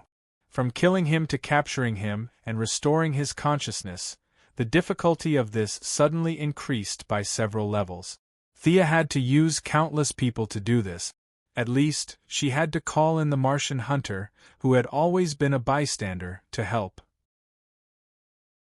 In the original timeline, it was a professor who studied Atlantis who stole the trident and opened the seal. Thea did not intend to interfere with this matter. Hercules was released, and the giant creatures that were sealed with him would all be released. There were too many implications, and no hero's reputation could bear it. Thea instructed Death Knell to find the archaeologist and secretly provide financial support to speed up his research and encourage him to unearth more Atlantis ruins. The genetic medicine for his parents had entered the later stages of testing. Death Knell found many loyal subordinates to inject it. The response was excellent. Everyone who was injected felt like they had been reborn. Are there any after effects? Thea asked Death Knell beside her. They were watching a mercenary who had been injected with the genetic medicine perform a show of lifting a truck through the monitor. Thea did not care how much power this thing could bring to humans. Longevity and no aftereffects were what she valued the medicine for. Currently, there are no aftereffects. Everyone's state of mind is about the same as before, except for some excitement and insomnia, Death Knell answered carefully, emphasizing each word. Thea looked at his expression and said casually, "Are you afraid that these people will surpass you? Don't worry, these are just beginner genetic medicine. I've already prepared a few bottles of advanced ones. If they don't have aftereffects, you can inject them too. The effects of the medicine will directly overpower the Mirakuru you were injected with. Your leadership position will not change. I trust you a lot. After all, you are my brother's friend, right?" Thea laughed and walked out of the basement, leaving Death Knell speechless. Chapter 381. Thea didn't mention Oliver casually. She had a premonition that Oliver would appear at any moment. It had been 4 years since the shipwreck incident, and many things had changed because of her involvement. Thea wouldn't be surprised if the green arrow popped up in the next second. The gene concoction still required further observation of the various parameters of the test subjects. Thea also wanted to wait for Oliver to return before gathering everyone together to inject the gene concoction. Otherwise, everyone would have to explain everything at length, and it would be troublesome just thinking about it. The metropolis gradually calmed down, and everything seemed to be going in a good direction. Thea was busy with her experiments, Luther continued to hide in the dark, planning something, and Superman worked while doing good deeds. From fighting criminals to rescuing stray cats, there was nothing he didn't do. From time to time, he would do something fun with Louise Lane, and the world seemed to have settled down. Sister Thea. The one who rushed to the lab was Thea's first disciple, Damian Wayne. Because of Shadow's ambiguous relationship with Oliver, she wasn't officially his disciple. At most, she was just acting as his disciple. Plus, she had a good foundation, and with a little training, she became a hero. Now, Shadow worked with Thea every night to fight criminals. The only one left to learn from Thea was Damian, the naughty child. The two were very familiar with each other, and even Diana had seen Damian before. Thea never put on airs, and she would usually chat with Damian happily. To some extent, the two's relationship was better than Damian's relationship with his strict parents. Thea ignored Damian's yelling and continued with her experiment. The super gene optimization fluid was basically complete. According to her calculations, the molecular gene concoction, which was stronger than Death Knell's, was about the same as Captain America's super soldier serum. However, the amount was too little. After all, it wasn't appropriate to always draw blood from Fiora. Thea was still waiting for the final experiment results before she could inject it into her parent. Jason is dead. Damian grabbed her arm and shook it hard. Thea's eyes were fixed on the liquid in the test tube. She subconsciously replied, "Oh." After 2 seconds, her thoughts were pulled back. Jason? The one beside Batman? Dead? Damian nodded his head painfully and looked at Thea with anticipation. "Hey, don't even think about it. I can't bring the dead back to life." Thea guessed what the kid was thinking. Are you kidding me? Resurrecting the dead? If I was so strong, why would I study medicine? Damian had learned magic from her for more than a year, and he knew the difficulty of resurrection. The level involved was too high. He couldn't help but sigh, and his little face drooped. Jason Todd's ideas were similar to Damien's. Both of them didn't agree with Batman's principle of not killing. He was one of the few people in the Batcave who could talk to Damien. Jason Todd. Thea listened to Damien's story and thought of the young man she saw that day. He was stubborn, confident, and unwilling to admit defeat. Now that a bomb had taken the life of such an outstanding young man, Thea sighed. It was fine if she didn't know, but now that she knew, she had to pay him a visit no matter what. After opening a portal that led directly to the Batcave, Thea pulled Damien and walked in. There were many familiar faces in the Batcave.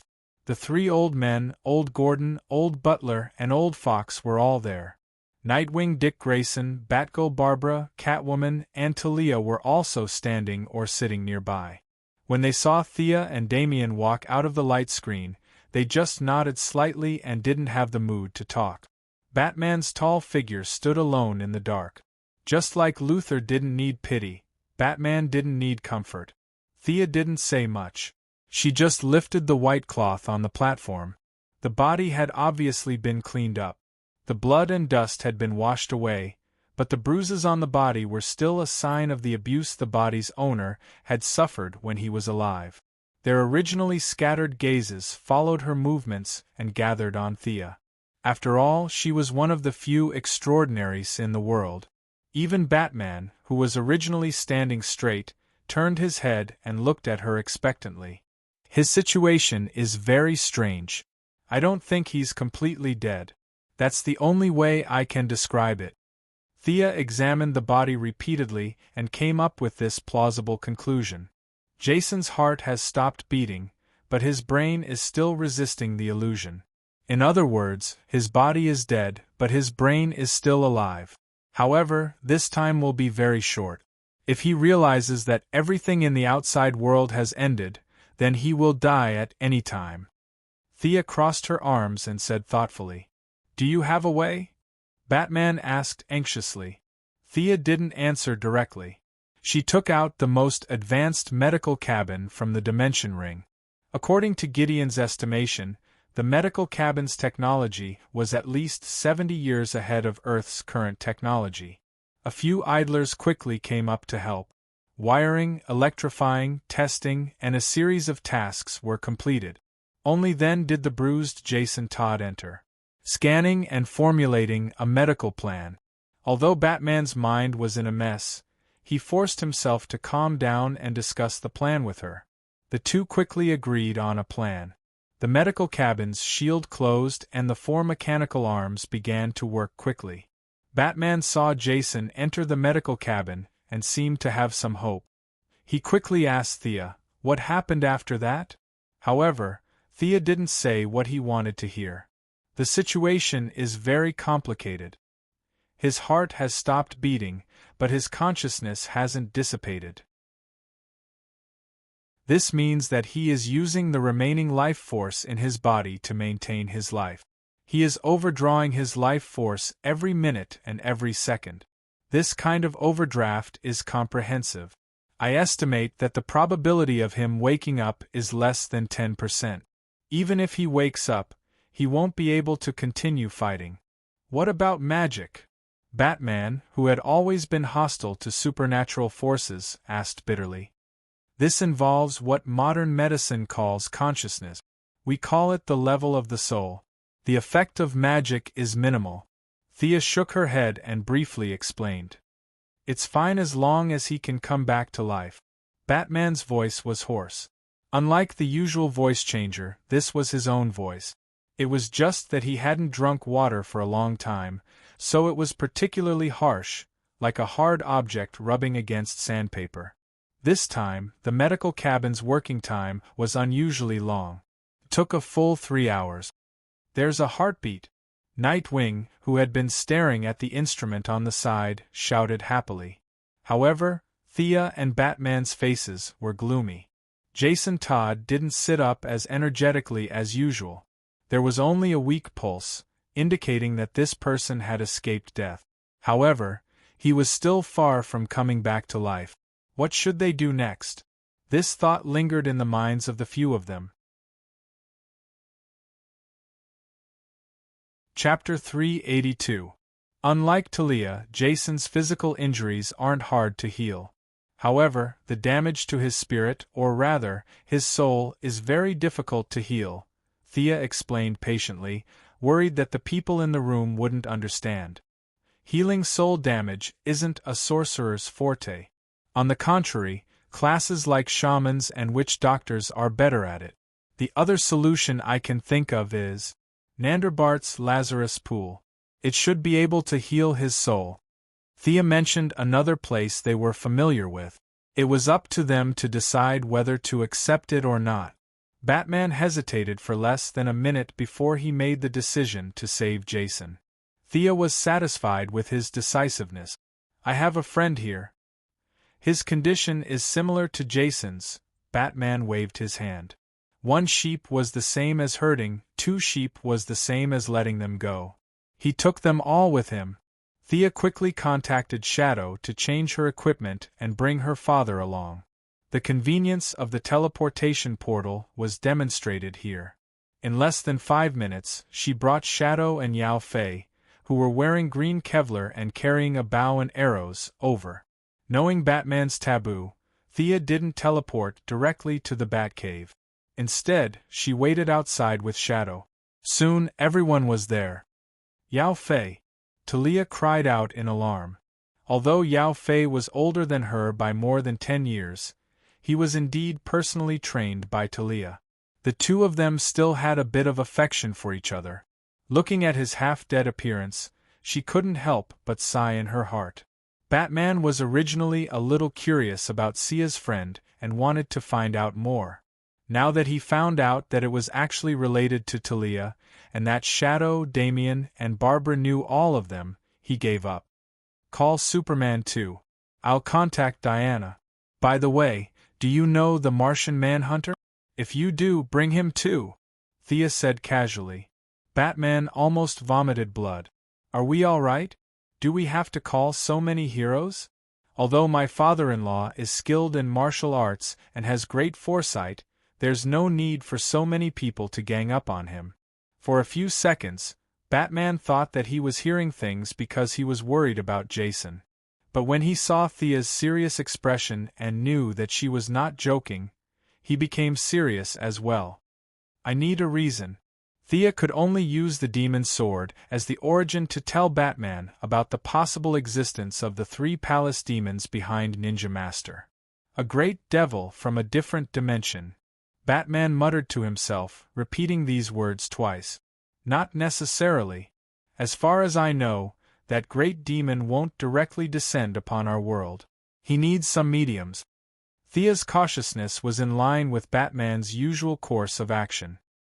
He might have taken this opportunity to completely cut off the connection between the Ninja Master and the demon. There's no need to call them. Batman saw Thea pick up the phone and interrupted her. There's a strange enchantment around Nanderbart that blocks all superpowers and magic. There's no point for Superman and the others to come. Thea paused for a second and felt lucky that she didn't steal the sword herself. It seemed that she did the right thing. After thinking about it, it made sense. Ninja Master had enemies all over the world. Without any protection, he would have been killed long ago. She put down the phone gloomily. Fortunately, she was not weak and had a power armor. Even if there was an anti-magic enchantment and the power armor's magic power could not be used, she could still crush most people with her machinery alone. Yes, Thea was also planning to visit Nanderbart. After all, she had learned so many martial arts from them. She wanted to go and see this world-famous institute of higher learning. No one asked her to go, but if she wanted to go, no one would object. The team was quickly selected. Batman, Talia, Nightwing, Barbara, Thea, and Shadow, a total of 6 people. Catwoman, who was unknown whether she was the main wife or the mistress, should not go and cause trouble for the Ninja Master.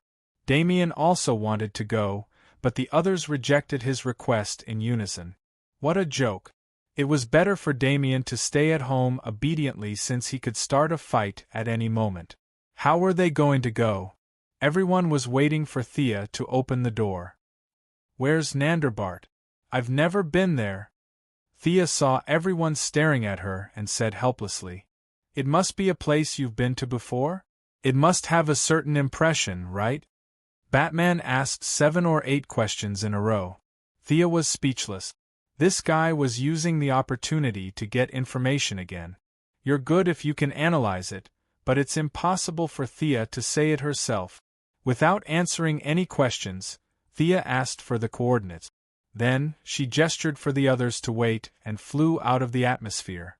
Nanderbart was in the Middle East, while Thea and the others were in Gotham. They were separated by an entire Earth. Her X-ray vision could see them in a straight line, but it would take too much effort to see through the entire Earth. According to Batman's coordinates, they quickly found a valley. However, when Thea was about to look inside, she felt an obscure energy wave blocking her vision. Ninja Master's setup was different from the Heaven's Eye Society's setup. Thea felt that it was different, but the effect was to block all unnatural forces. She remembered that in the original plot, Barry Allen ran to Nanderbart and didn't feel anything strange when he rescued the Green Arrow team. However, after that, his speed was blocked in the Heaven's Eye Society. Perhaps the level of the shield was not high enough, or there was something like a switch. Thea didn't think too much about the future.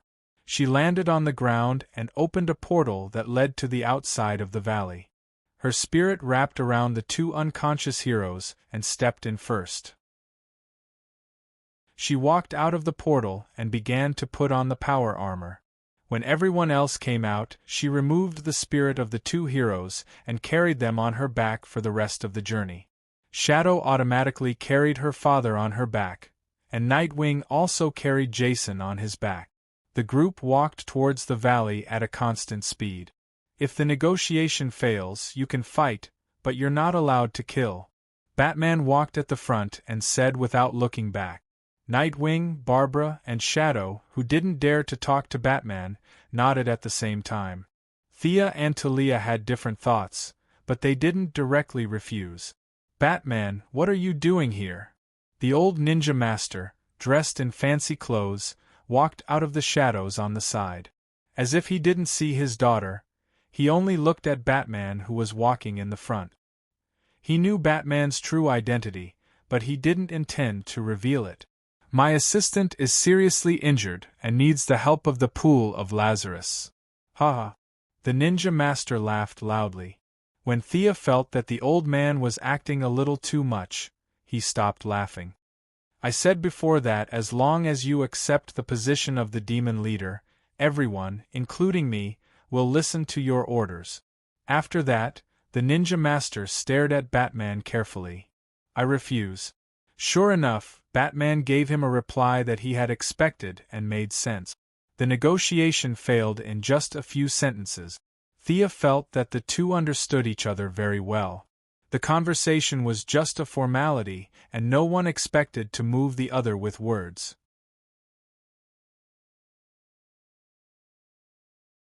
Chapter 383. Attack! Attack! Both of them shouted at the same time. Batman threw darts at the ninja master. Hundreds of assassins from the League of Assassins appeared around them and pounced on them fiercely. In the face of the arrows, Thea raised the energy shield of her armor to protect them. She was very relaxed. She was ready to watch this rare battle between father and son-in-law. Lex Luthor could create an energy shield. With so many extraterrestrial technologies to learn from, it was too easy for Thea to create this thing. This shield was useless against the Sea King and Superman, but against the ordinary people from the League of Assassins, it was too powerful. Powered by the White Dwarf, the entire shield was huge and thick. A few of the Assassin League's minions who were charging at the front were slightly shocked. However, this group of people had always been trained to look down on technological weapons. They raised their large swords and slashed at the energy shield. There was no sound of metal clashing, no scene of swords breaking the shield. Their swords seemed to have hit the air, but no matter how hard they tried, they couldn't cut through. A few of them didn't believe it and slashed with their swords. Without exception, they were all stunned. Idiots! Thea glared at them coldly. How terrible it is to be uneducated! It was enough to supply electricity to a city with a population of 1 million for a year. That was a huge amount of energy. If they wanted to rely on more than 100 people, each with a steel knife, to use up all this energy, it would take at least 10 years without sleep or rest. Everyone in the Shield was surprised at first, but they soon felt relieved. Nightwing had been with Batman for many years and had seen a lot of advanced technology. Shadow and Barbara had also known Thea for a long time. It wasn't surprising that she could come up with something like this. A bunch of League of Assassins soldiers couldn't do anything to the Shield. Talia was nervous for a while, but when she found that the enemy couldn't enter, she was relieved. She focused on watching her father and Batman fight. The two of them punched and kicked. The Ninja Master's moves were strange and deadly, while Batman took advantage of his brain and integrated the essence of fighting in the world, changing his moves to the extreme. Why are they fighting so conservatively? Thea's fighting skills were not inferior to the two of them. She watched for a while and soon found something wrong. Whether it was Batman or Ninja Master, they were too conservative. In the first 10 moves, it was understandable that they were more defensive than offensive. But now, after 40 to 50 moves, they were still more defensive than offensive. This was too problematic. When Thea watched them fight for 80 moves, she finally understood. Ninja Master really likes this son-in-law of his. He can't wait for him to quickly take over his mantle. Today, he didn't even use 1/10 of the momentum he had when he fought with Thea. He only wants to lose by 1 or 2 moves, and then he can complete the job of handing over. Batman was a smart person, so he naturally saw through his father-in-law's plan. Even if he was beaten to death, he would never take over the League of Assassins. He was also desperately defending, with no intention of attacking. Thea looks at the stupid moves of the father-in-law and son-in-law and understands what they are thinking. The actors don't work hard and only care about slacking. Her desire to watch the show fades a lot. At that moment, Batman gave her a look. Thea thought for a moment and understood what he meant. Or rather, this was Ninja Master's intention. My energy shield can't be activated. Bring your equipment. Let's charge in. Talia, you stay by my side and lead the way. Save Jason and the others as soon as possible. Thea turned around and ordered the others. 3, 2, 1. Charge with me. They were still outside the barrier. Thea didn't know how strong the barrier was in Nandarbart. She didn't take her bow and arrow. She cancelled the barrier and raised her hands to shoot out 2 streams of cold air. They quickly rushed out of the League of Assassins' encirclement. Hurry, hurry! Thea kept urging them. Babla's skills had improved greatly in the past year, and her combat awareness was also much better than before. Talia had to lead the way, and Nightwing and Shadow were carrying people, so it was inconvenient for them to attack. The task of bringing up the rear fell to Babla. She kept throwing smoke grenades and bat darts to the back and sides. Amidst the flames, they rushed into Nandarbart. The interior was built in an antique style. The ground was paved with bluestone bricks, and there were torches on both sides of the road. They could hear faint screams in the distance. It was as if they had suddenly entered an ancient tomb from a civilized society. It was solemn, dignified, and filled with murderous intent. Only Thea casually looked at the layout of the environment. Babla was under more and more pressure. Shadow handed her father to Nightwing and took out her bow and arrow. She put all kinds of high-tech arrowheads on her bow to stop the pursuers. Talia led them left and right. The soldiers who jumped out were all frozen in place by Thea. It's here. They came to a wall. Talia reached out and pulled the mechanism on the side. A huge rock rose, and a pool of clear water came into view. How is it? Babla wiped the sweat from her forehead and asked Thea, who was studying the water. Thea shook her head. My abilities are all sealed. I can't tell if there's anything wrong with the water. But the monitor in my power armor did detect a large amount of energy in the water. Don't hesitate. Throw them in at the same time. Because of the demon's influence, although the energy in the water could repair souls, it could also make people go crazy. Thea 1.0 in the original timeline suffered a lot. Would it be better to let the two of them share the pain? Nightwing took out the rope he had prepared, wrapped it around their waists, and slowly put them in. The pursuers were still coming.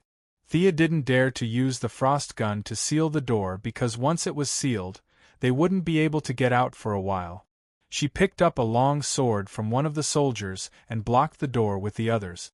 Nightwing Dick Grayson was the only male present. Although he had already broken up with Barbara, their relationship was still a little fragile. At this moment, he was extremely valiant, his twin batons flying up and down. He already had 70% to 80% of Batman's combat skills, beating up a bunch of League of Assassins soldiers until they were crying for their parents. How long will it take? Bobla jumped into the air, kicked an enemy over, and threw an enemy out with a long whip. Then, she asked Thea. Thea looked back at the water. It was bubbling as if something was boiling. It should be soon, Thea answered vaguely. She didn't know how long it would take. She couldn't see the magic fluctuation, the energy flow, or even the enemies hiding in the dark. She was used to the existence of the Eye of Horus. Now that it was suddenly sealed, she was very uncomfortable. Thea just thought of the Eye of Horus and suddenly found that her vision was restored. Her body shook and the magic connection was restored. Nanderbart's anti-magic enchantment suddenly disappeared. Yao Fei and Jason Todd jumped out of the pool. Their eyes were bloodshot, and their mouths were growling, revealing a ferocious glint. Chapter 384.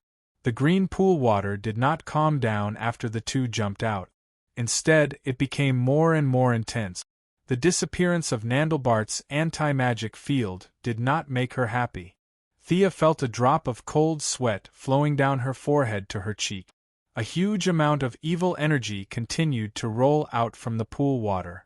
Thea did not know if this was originally the case or if Jason and Yao Fei broke some kind of barrier after entering the water, and a world full of evil energy was connected to this place through the pool water. Two magicians' hands tied up Jason and Yao Fei, who were more like beasts than humans, and threw them to Nightwing. Thea looked at the pool water again. Disorderly, evil, chaotic energy was seeping into this world through the gap in the pool water. Even this strand of energy did not stop. It was constantly bewitching the combatants at the scene. The few heroes had strong willpower and were not affected. The Alliance's soldiers had also been through strict training and did not show any signs of being bewitched for a while. But Thea knew that this state would not last long. As the gap in the passage expanded, more and more evil energy seeped into this world. Pure willpower would not last long. Bruce, something's wrong. A passage full of evil energy has opened. You and Ninja Master stop immediately. I'll let the people here withdraw quickly. I'll try to seal this place. Thea told Batman telepathically. But she waited for half a minute and did not get a response. Did he not hear it or what? Thea was puzzled. Suddenly, she realized that she was dumb. Batman did not know telepathic telepathy. He did not have this skill even if he wanted to. Just as she was about to use the Eye of Horus to check the situation outside, she saw that the power armor's communication system had intercepted a new call request. Thea opened it, and Batman's vigorous figure appeared on the comm. Your system is really good. Did Felicity do it? I heard what you said, but Ninja Master suddenly went berserk a minute ago. He can't stop now. After Batman said that, he turned the camera to Ninja Master, only to see that the old man, who had been rather elegant before, had changed drastically. His symptoms were even more severe than Jason's and Yao Fei's, and when he attacked with both hands, There was a faint blood-red energy. He has been demonized. After soaking in the pool for so many years, his body is no longer human. Thea only took one look, and combined it with the other party's demonized physique. When they fought that day, she instantly came to a conclusion. Can he still recover? I don't know. I'll close the gap here first. We'll talk about the future later. The two quickly ended the call. Thea turned to Talia and asked, Can you restrain these people? Your father has gone crazy outside. We can only rely on you here. Talia had always been an ambitious woman. If it weren't for her relationship with Batman, she wouldn't have had anything to do with justice. Hearing that Ninja Master had gone crazy, a trace of sadness flashed across her face. However, this trace of emotion quickly dissipated and was replaced by joy. Let me try. If you can help me get the old man's ring, then I'll be more confident, Talia said in a low voice. Thea glanced at her coldly. Put away your schemes. I know your rules. Anyone with a ring can order them around. Calm them down first and don't cause trouble for me. The other side of the pool is an extremely evil world. If my seal fails, no one here will survive. Talia wasn't annoyed that she didn't fall for her trick. She took down two enemies in a row with her katana, jumped onto a high platform, and shouted, Brothers of the Alliance, I'm Talia al Ghul, the eldest daughter of Ninja Master. Listen to me. It had to be said that Talia had a high prestige in the Alliance. When she betrayed the Alliance, there were hundreds of people who swore to follow her. Although the people present weren't that loyal to her, they still believed in her. A large number of black-clothed assassins of the Alliance stopped attacking, wanting to hear what she had to say. Ninja Master has gone crazy. Talia's words were shocking. Nonsense. Impossible. You traitor. The originally quiet crowd boiled up again. Ninja Master had taken in disciples all over the world.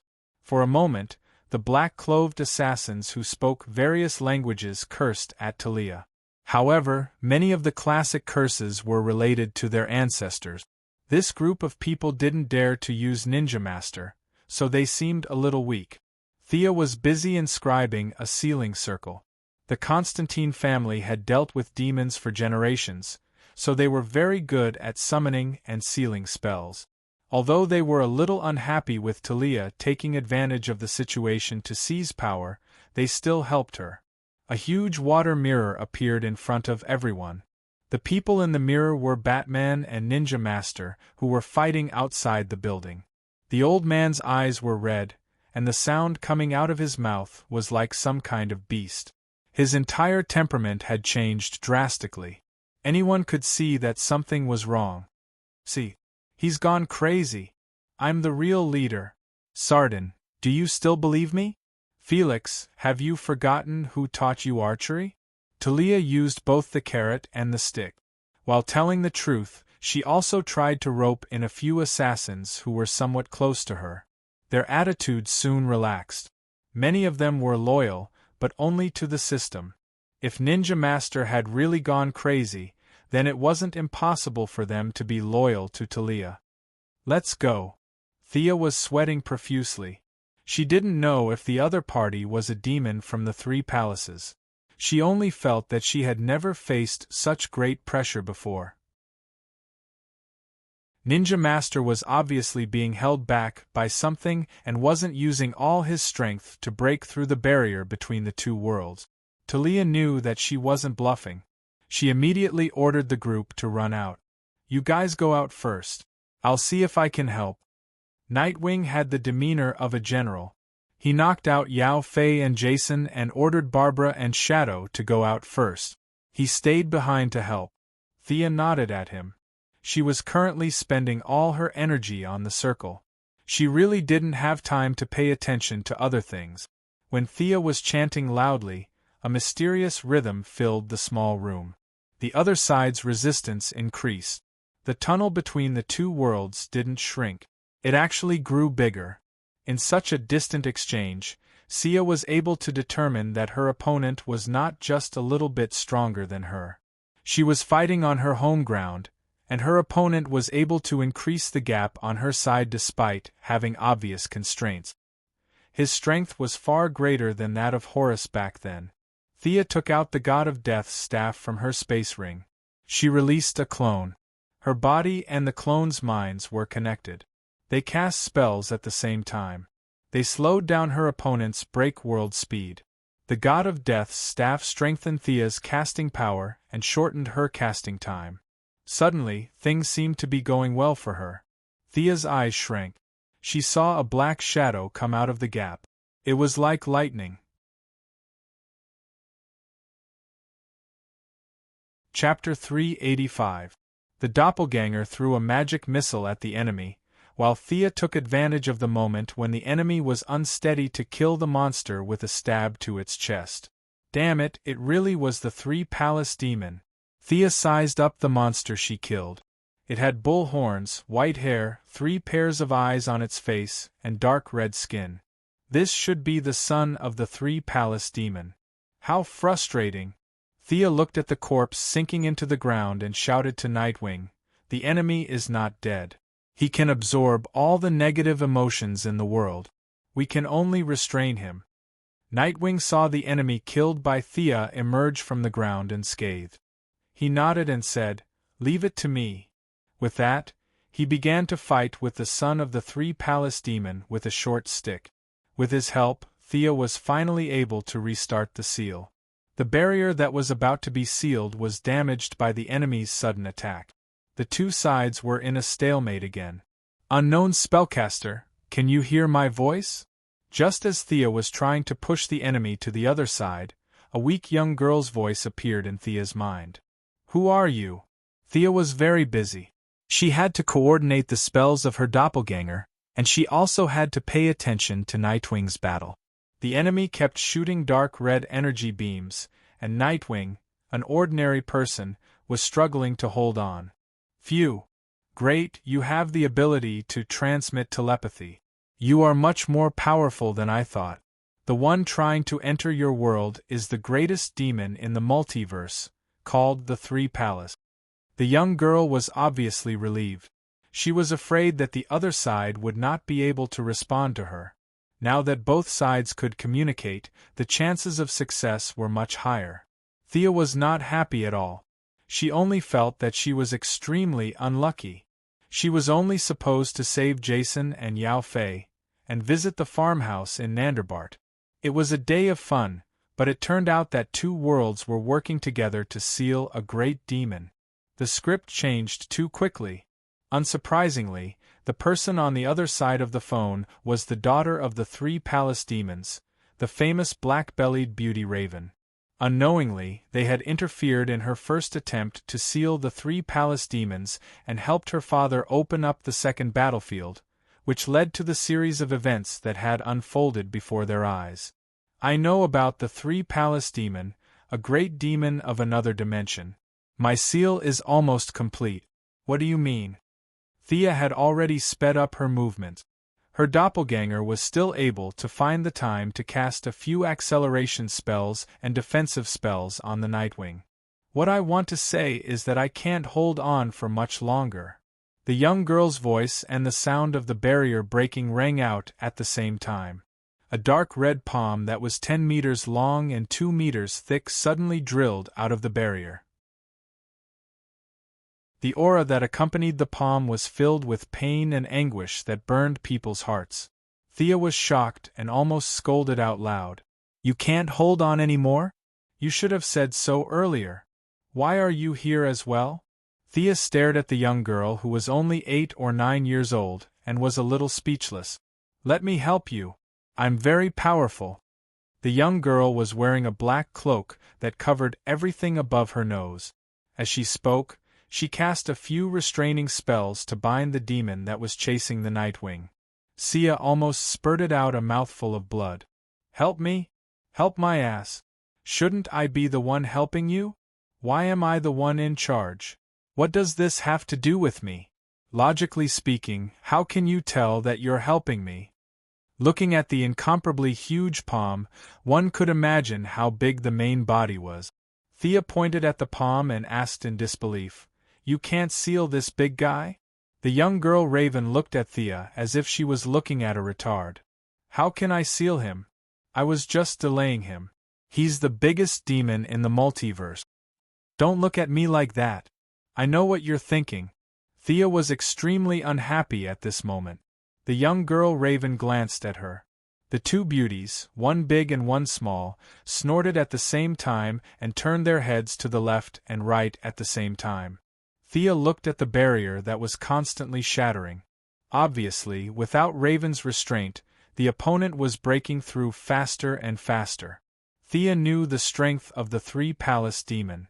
Superman, Diana, and the Flash couldn't break through the defense even when they joined forces. In the eyes of the three palace demon, these three were just a little stronger than ordinary Earthlings. They were just ants that weren't worthy of him personally taking action, not to mention her own skills.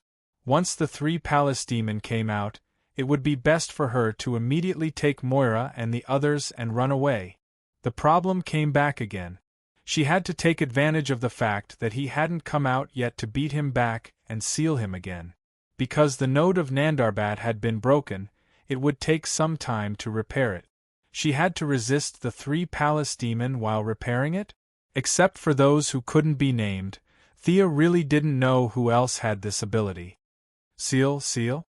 Thea stared at the God of Death's staff that she had just gotten 2 days ago. She didn't understand the sealing function in the staff. Could it be that it corresponded to today? As the number of events she participated in increased, Thea became more and more confused. She definitely didn't participate in the original process of the event, so how did they do it? Or was it that the timeline with her participation was real, and the others were just stories in movies and comics? She raised the staff and waved it gently in her hand, and an obscure and inexplicable energy formed in the air. "What are you going to do?" Raven asked. "Seal him," Thea answered concisely. After that, she flew up and used the staff as a spear, piercing the giant hand. The idea that the staff transmitted to her was very vague. It wasn't that she couldn't do it, but that she failed. "Help me hold him down," Thea commanded Raven on the side. This demon princess had been entangled with her father for a long time and couldn't deal with the whole person.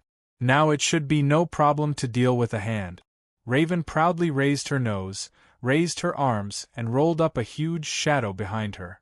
A very human-like crow composed purely of shadow energy pressed down on the struggling giant hand, only the wrist part was exposed. "Hold him down, watch me." Thea had roughly understood the principle of the staff. Could seal, but it had a probability problem. It was impossible to seal the three palace demon at once. After all, this was only the God of Death's staff, not the god's staff. Puff! It didn't work. Puff! It still didn't work. Puff! Puff! Thea treated the big hand of the three palace demon as pork, and poked it again and again. The probability of the staff's seal was very touching. Every time it was poked, Gideon would record the success rate. From Thea's estimate of 20%, it fell to 0. 25%. "Hey, can you do it?" the cynical Raven asked. "Yes, it'll be done soon." Thea was busy sweating. She didn't know whether she could do it or not. If there were other ways, she wouldn't do it stupidly. When Gideon calculated that the probability was reduced to 0.0007%, he saw that a large group of non-attribute energy suddenly gathered on the staff, rolled back the bead curtain, and the energy wrapped the giant hand, rolling all the way to the other side. Chapter 386. This mass of energy looked familiar. It was clearly the power of the rules.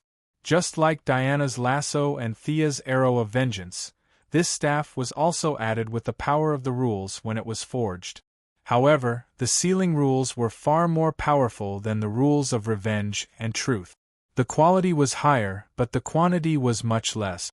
This was the main reason why the staff's sealing probability was so low. This demon must be completely sealed. Your ability can restrain him. Come with me, the black-bellied lowly raven said cheerfully. Okay. Before Thea could say anything, Batman, who only showed his face after killing the monster, agreed. Thea thought about it repeatedly. The other party could not resist the power of the staff's rules, which meant that the other side was not too dangerous. She nodded.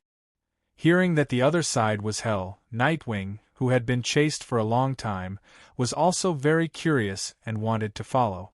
Even though Raven Lowly couldn't tell what kind of magic these two men had, she didn't object to it. After tying up the son of the three-palace demon who jumped out, the four of them took the captive and went to the other side through Raven's teleportation channel. This is hell. Thea looked at the surrounding environment. The surroundings were filled with the main color of dark red. The sky was wrapped in thick dark clouds, and the soil on the ground seemed to be soaked in blood. The gray ground was mixed with dark red, and it looked particularly uncomfortable. Come and help. Raven Lowly interrupted their observation and said hurriedly. Thea, Batman, and Nightwing also saw the huge body of the three-palace demon. This was a giant with a real height of hundreds of meters. It had the same appearance as its sons, with bull horns, white hair, and 3 pairs of eyes. However, its pressure was 10,000 times stronger than its sons, and its aura was 10,000 times more evil. Just by getting close to it, one could feel its aura. It was an evil that could tear one's soul. However, now a large mass of unknown energy gushed out from the left palm of this great demon. The energy quickly covered its upper body and half of its head. This great demon was mobilizing all its energy to resist the sealing power of the rules. Use your divine artifact, quick! Raven once again summoned the shadow of a raven and firmly bound the demon's feet. She also saw the power of Thea's divine weapon. She didn't expect Earth to have such a strange weapon. Although the probability was low, this was the only way. Thea looked at the great demon. Although his legs were bound, he was not stupid. His upper body was resisting the seal while his lower body was struggling. Lolita Raven would not be able to trap him for long. Looking at the great demon's struggling feet, Thea thought of the magic staff's low probability of success. She created a clone and passed the magic staff of the god of death to her. Her clone was perfect for such a dangerous job. His main body, on the other hand, wore the yellow light ring and released all of his emotional energy. Then, he conjured a yellow chain on the foundation of the raven, binding the great demon's legs tightly. Batman and Nightwing, on the other hand, began to deal with the various imps and sons of the 3 demonic palaces that appeared around them. Along the way, Thea and Raven also diverted part of their attention to provide magical support to them. Time passed extremely slowly. Thea's clone was still attacking the great demon's toes. The great demon lived alone in a place similar to a valley. The surroundings were blocked by dark red mountains, and there was only a small path to enter the valley. Batman and Nightwing firmly guarded the entrance. Thea summoned the elk to help them block the gap. She took out the divine longbow and aimed at all the demons that could fly, killing them one by one. Facing the increasing number of demons, Batman and Nightwing used all of their skills, throwing all kinds of smoke bombs and magnetic bombs. In a cloud of smoke, Batman changed into a pitch-black iron armor. His strength, speed, and defense skyrocketed. He was not afraid in the face of the swarming demons. With his powerful strength, thick defense, and his skillful fighting skills, Batman alone bore 70% of the pressure of the demon army. The few of them fought hard, but there were too many demons to kill. They were killed in 1 second and resurrected in the next second. Batman, who was full of energy, was now a little tired. Are you done? Master Bat grabbed a demon's arm and used it as a weapon. He smashed a bunch of demons until their tendons and bones were broken. He asked Thea a little breathlessly. Soon. The time was getting longer and longer. Many demons with the ability to fly were swarming over. She had to keep killing those demons. The pressure was no less than that of the 2 people on the ground. Thea's clone was still holding the staff and fighting with the great demon's toes. She did not know how many times she had poked and smashed. Just as Thea's main body was wondering if the staff would only work on the target once, the touching sealing effect was finally activated. Just like before, the non-elemental energy wrapped around the three palace demons' toes and rolled them up. The great demon, who could only fight with the sealing law, could no longer hold on. His feet and calves were quickly sealed. The two energies of the same origin converged at his waist. The demon let out a deafening roar, and was finally wrapped up by the sealing energy. The 100-meter-tall giant finally disappeared. A crimson crystal stopped in the air. "What is this?" Raven lowly turned her head and asked Thea. "You're asking me?" "I don't know." Thea did not know what this was. In the original spacetime, this should be your job. If you're asking me, who am I supposed to ask? The two beauties, one big and one small, looked at each other blankly. They were a little confused about the situation, but there was no doubt that the great demon king was indeed sealed. Raven used her dark magic to turn the surrounding mountains into a huge rock. The crimson crystal was sealed in the center of the huge rock. Thea's doppelganger was almost exhausted. She handed the staff to the main body, and the doppelganger returned to Thea's body. "Let me dig a hole." Thea held the staff with both hands and imitated Atlan, the god of death, in her memory. She slammed the staff into the ground. Rumble! This staff was indeed worthy of its reputation as being able to sink Atlantis. This was a great tool for digging holes. This time, there was no need to consider the probability. Thea did not use any magic power. With just one hit, she created a huge hole that was 1,000 meters deep and 100 meters wide. Raven controlled the huge rock to fall to the bottom of the deep hole. The two of them increased their magic power and filled the hole. They looked at each other and heaved a sigh of relief. When the great demon army saw that the three-palace demon was sealed, most of them fled. The few loyal ones were also killed by the few of them. Raven brought the few of them back to Nandarbat. Thea began to seal the extra-dimensional passage. When she wanted Raven to help, Raven replied casually, "I don't know how." "You really don't know how?" Thea asked again in disbelief. Raven lowly turned her head away arrogantly and ignored her. Another naughty child. Thea was speechless. She could only do it herself. She constructed the magic circle, dismantled the details, and added a few patches to the original foundation. Finally, the passage to hell was blocked.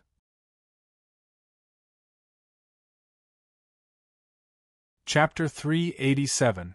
As soon as she was done, Shadow dragged her to see Yao Fei and Jason. After soaking in the pool water, the two had recovered from their vegetative state. However, their minds were in a mess. Barbara and Shadow could only tie them up and wait for Sia, the wise person, to come take a look. Sia did a quick check, and wanted the black-bellied lowly raven to take a look. "I don't know these things. I was born with my magical powers." Raven lowly pretended to glance at it, and shook her head to show that she did not understand. How envious! Thea was born with powerful magic. She felt like this world was full of cheat. There weren't many people who studied magic as hard as she did. The demon princess said that she could blast her enemies to ashes. She had plenty of practical experience, but she didn't have any theoretical knowledge. Thea could only draw her own conclusions. Their souls were damaged before. Now, with the help of the pool water, their souls are complete. However, this is a supplement, not a repair. The original soul and the new soul will fight fiercely. They will be confused for a while. When their own soul devours the foreign soul, they should be able to wake up. Thea explained her judgment to them. She didn't care if they understood or not. She knocked them out with a finger each. No one could help with the soul fusion. She could only rely on herself. After dealing with the two, Talia brought a group of people and dragged the demonized ninja master over. She wanted to see if the old man could be saved. The old man's eyes were red. He made a groaning sound in the air. It took 4 or 5 people to pull on the iron chain to barely hold him down. It was such a pity that a hero of a generation had fallen to such a state. Thea sighed. She used her psychic power to sense the old man's soul. Then, she used her magic to wander around his body. Can he be saved? Batman and Talia asked at the same time. It was just that the two of them had different thoughts. Batman was very respectful to this teacher of his. Although the two of them had been enemies many times, they had never killed each other.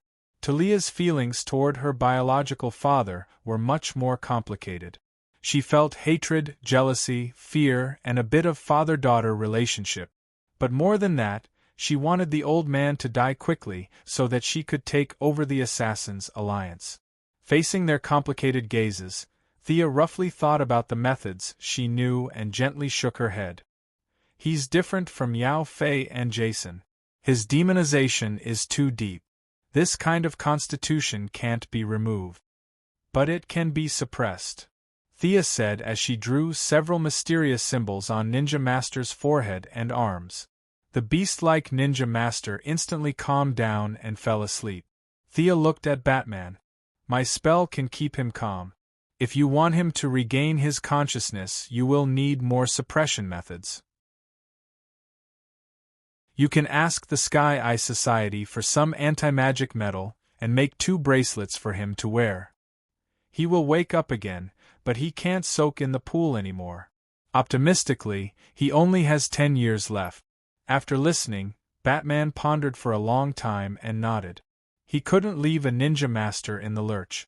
But even a fool would know how difficult it was to get something from the Heaven's Eye Association.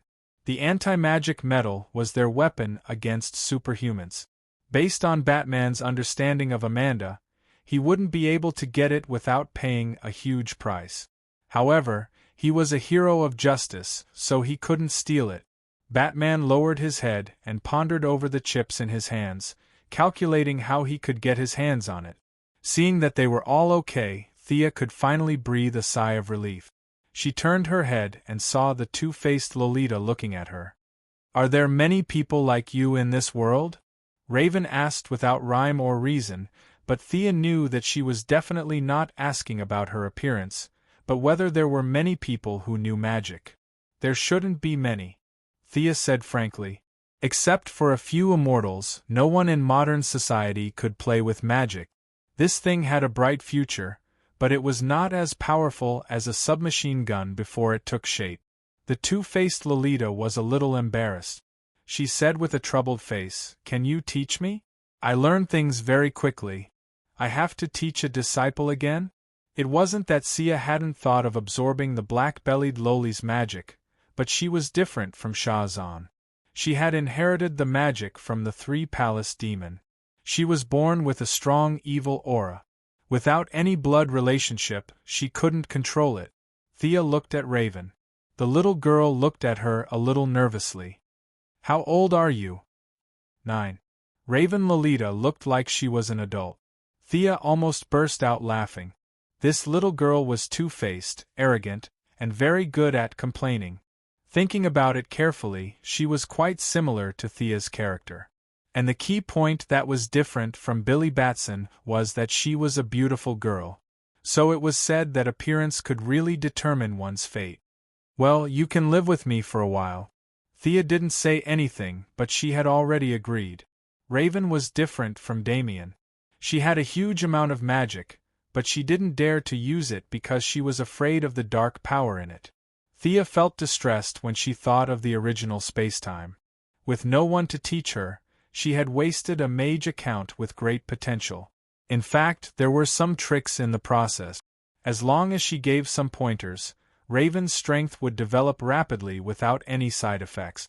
Although there were few magic classes in modern society, there were always a few.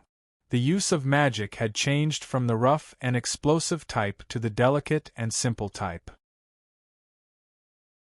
Modern magic was most suitable for Raven, who had a lot of magic but poor control. A few outsiders looked at them from afar. They saw Batman and Talia talking in low voices. In the end, he sighed helplessly and walked slowly toward them. Talia turned her head and returned to the alliance team.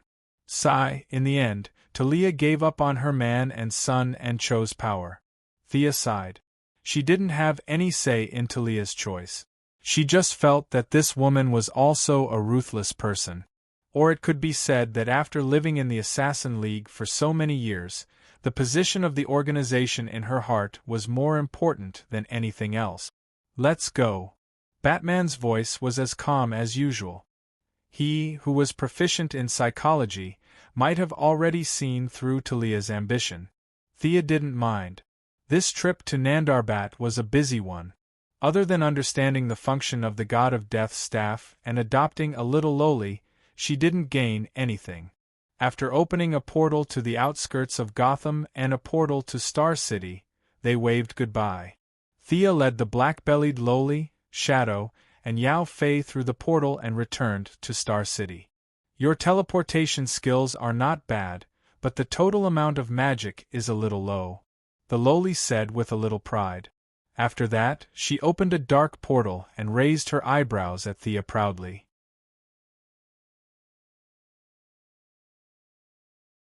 Chapter 388. 3 black lines appeared on Thea's forehead. This child was not cute at all. Your portal is shaking too much, and the landing point is not stable.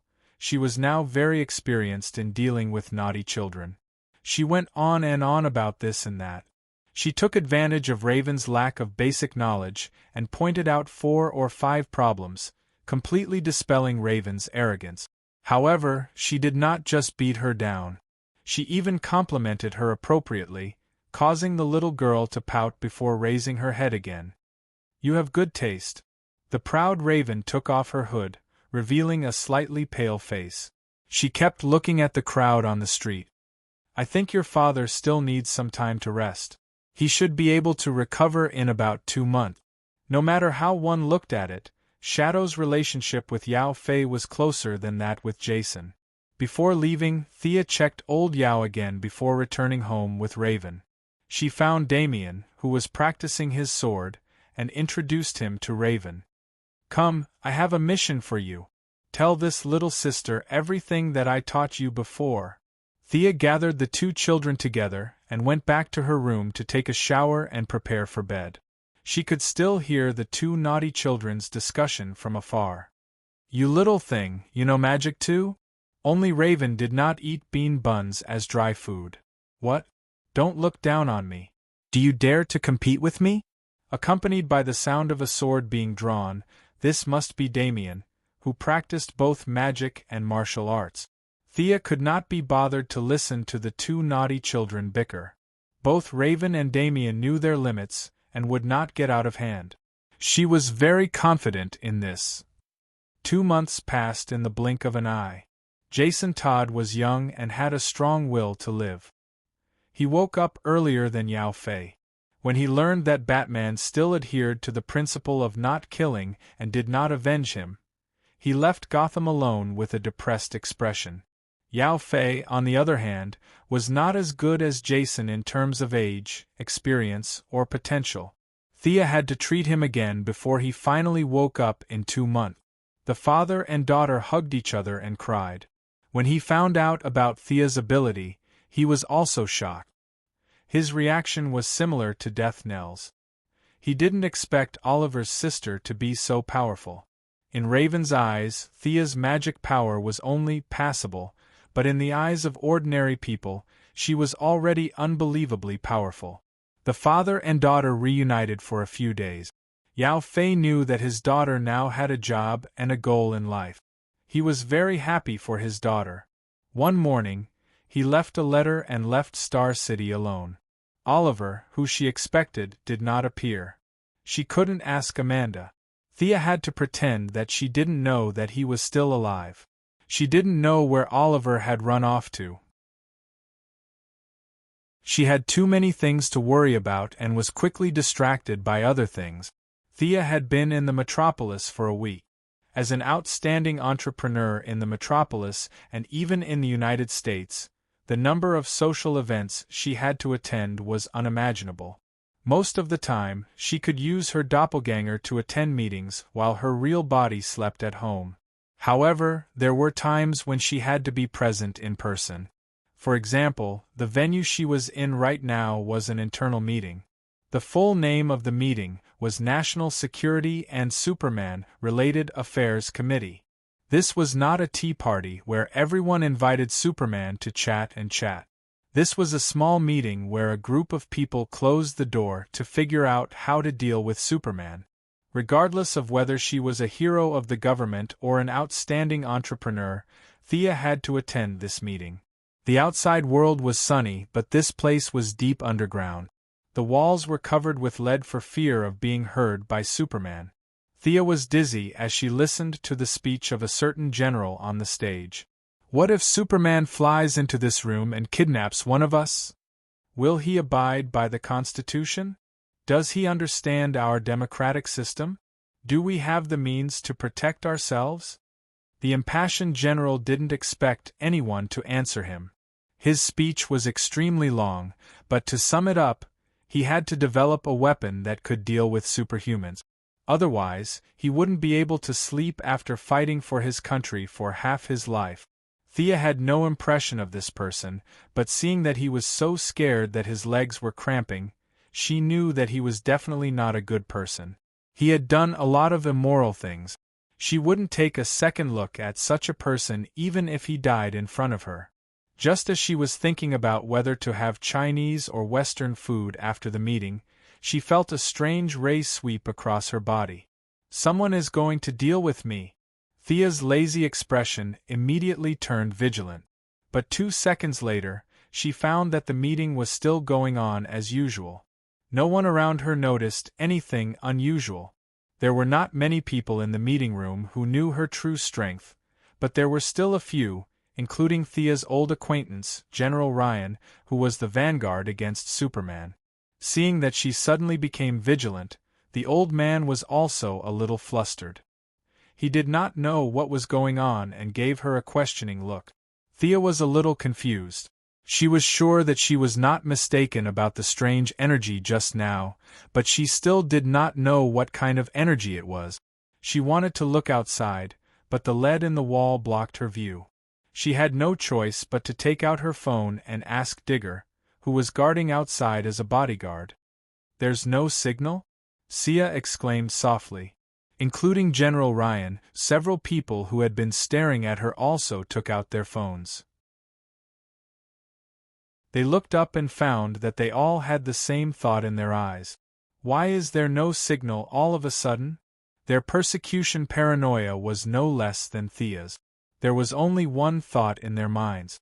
Superman knew that they were having a meeting to discuss him, and he was coming to kill them. The eyes of several heavyweights caused the atmosphere in the meeting room to freeze. At this time, a consortium businessman who was talking about the dangers of Superman on the stage closed his mouth and carefully looked at the people below the stage. A few people who were slow to realize that there was no signal on their phones, and a panic spread among this group of elites. "Shut up, all of you. Let's go out and see what's going on." The one who spoke was Thea's old acquaintance, Lex Luthor. But before he could take action, the door of the meeting room was slammed open.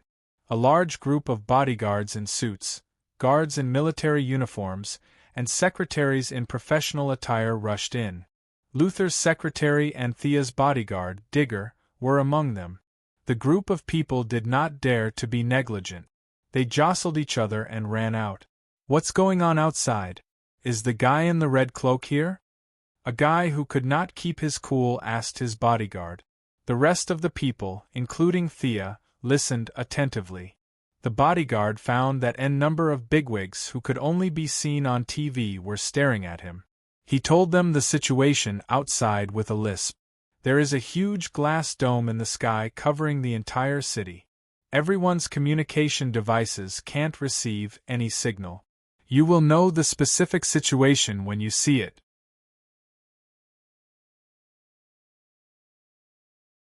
Chapter 389. A glass dome? A bunch of people couldn't figure out what it was, and they all rushed out to take a look.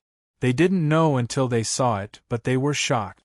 Everyone went outside and immediately saw what the glass cover the bodyguard was talking about. They saw a sky-blue cover standing outside the city. It was boundless and had no end. A few people raised their heads to look at the sky, but they could only see that the top of the dome was faintly obscured by the clouds. It was supposed to be working hours in the city, but at this time, everyone was stunned by the sudden change. A large number of citizens walked on the street. Those who were slow to react were still looking at the horizon, and those who were quick to react were trying to call their phones. However, no matter how they tried, there was no signal on their phones. The crowd was filled with confusion. No one knew what was going on. "Mr. Mayor, the city's power supply seems to have stopped. The remaining power can only last for half an hour. General, the army is unstable. We can't contact the gas company, and the city's heating system will be down soon." The members of the Anti-Superhuman Committee could be said to be the current elite representatives of the metropolis. There were people from all walks of life in politics, military, and business. There were people constantly passing on the news. The leaders were all in a terrible fix. The key point was that they did not know what this scene meant. What they didn't know was that Thea had already guessed most of it. The strange energy ray and the huge glass dome. Others couldn't see it, but her eye of Horus wasn't limited. There were many glass products outside the dome, and there were all kinds of cities in them. Combined with the huge robot walking by not far away, Thea clenched her teeth. She was so King unlucky. This was Brainiac's collection room. The robot wasn't huge, but she and the others, including the city of tens of millions of people, were all shrunk. The opponent's ray shrunk in an instant, and then it changed space again. Under everyone's gaze, Thea couldn't fly, and she could only determine that they were on an alien spaceship. As for whether they were in the solar system, it was hard to say. Fortunately, Gideon's main program was placed in the power armor, and the armor was separated by a space ring, so Brainiac didn't notice. Otherwise, even Gideon on the Wave Rider would not be a match for Brainiac, an AI that had evolved to its peak, let alone the current Gideon. His consciousness was eternal, and he knew all the knowledge of the universe. In a way, Brainiac was an immortal god. Gideon could not take it out. Once he took it out, he would betray them without any discussion. It was not unreasonable for the high-tech planets in the universe to ban the development of artificial intelligence. Brainiac could easily think of 100 ways to deal with low-level artificial intelligences, just like how Thea dealt with ordinary people. Several government and business leaders initially thought that it was an experiment by the military. They pulled General Ryan's sleeves and spat on his face. The old man repeatedly explained and finally dispelled their suspicions. "Everyone, does anyone know what's going on?" General Ryan asked. He seemed to be looking at the crowd, but in fact, he was mainly looking at Thea. After all, she was the only supernatural person present. The old man did not take the initiative to talk about Thea's ability. It was not difficult to guess what he was thinking. In case the situation was extremely bad, he would let Thea save him first. If he exposed Thea's ability, a bunch of people would need to be saved. It would be troublesome if he didn't save who. There was no need to increase the number of competitors. A few people who had the same idea also stared at Thea with bright eyes. They all had the same idea, to ensure their own safety first. Thea chose her words carefully. She did not speak, but Luther did not plan to let go of this opportunity to be in the limelight. "Let's go to my lab. My equipment has detected a ray, but the specific effect needs to be analyzed by the experimental equipment." Luther then raised his wrist and showed everyone the high-tech equipment he was wearing. Thea, of course, did not want to watch him show off. She cleared her throat and said, "Mr. Luther, there's no need to go to your lab. I'll tell you now." When everyone on the ground focused on her, she continued, "All of us, including the entire city, have been atomized by a ray." Atomization! The group of businessmen and politicians did not understand what this meant, but Luther did. His expression was extremely serious. The secretary sitting next to him also looked at Thea with a complicated expression. Luther's originally calm face finally showed a trace of panic. This field was too difficult. Although he had dabbled in a small part of it, he was still far from being a master. His smart brain was thinking quickly, and before he knew it, sweat had appeared on his forehead. Thea saw this scene and snorted. In fact, Thea did not know much about this field, but she had all the information and notes of the Atom Man atomizing people, and then reducing them were the field of expertise of the Atom Man. In terms of intelligence, Ray Palmer was definitely not as smart as Luther, but Luther's research was too broad, while Ray Palmer only focused on one field. In terms of depth of research in the field of Atom Man, Ray Palmer was far better than Luther. Miss Thea, let's talk aside.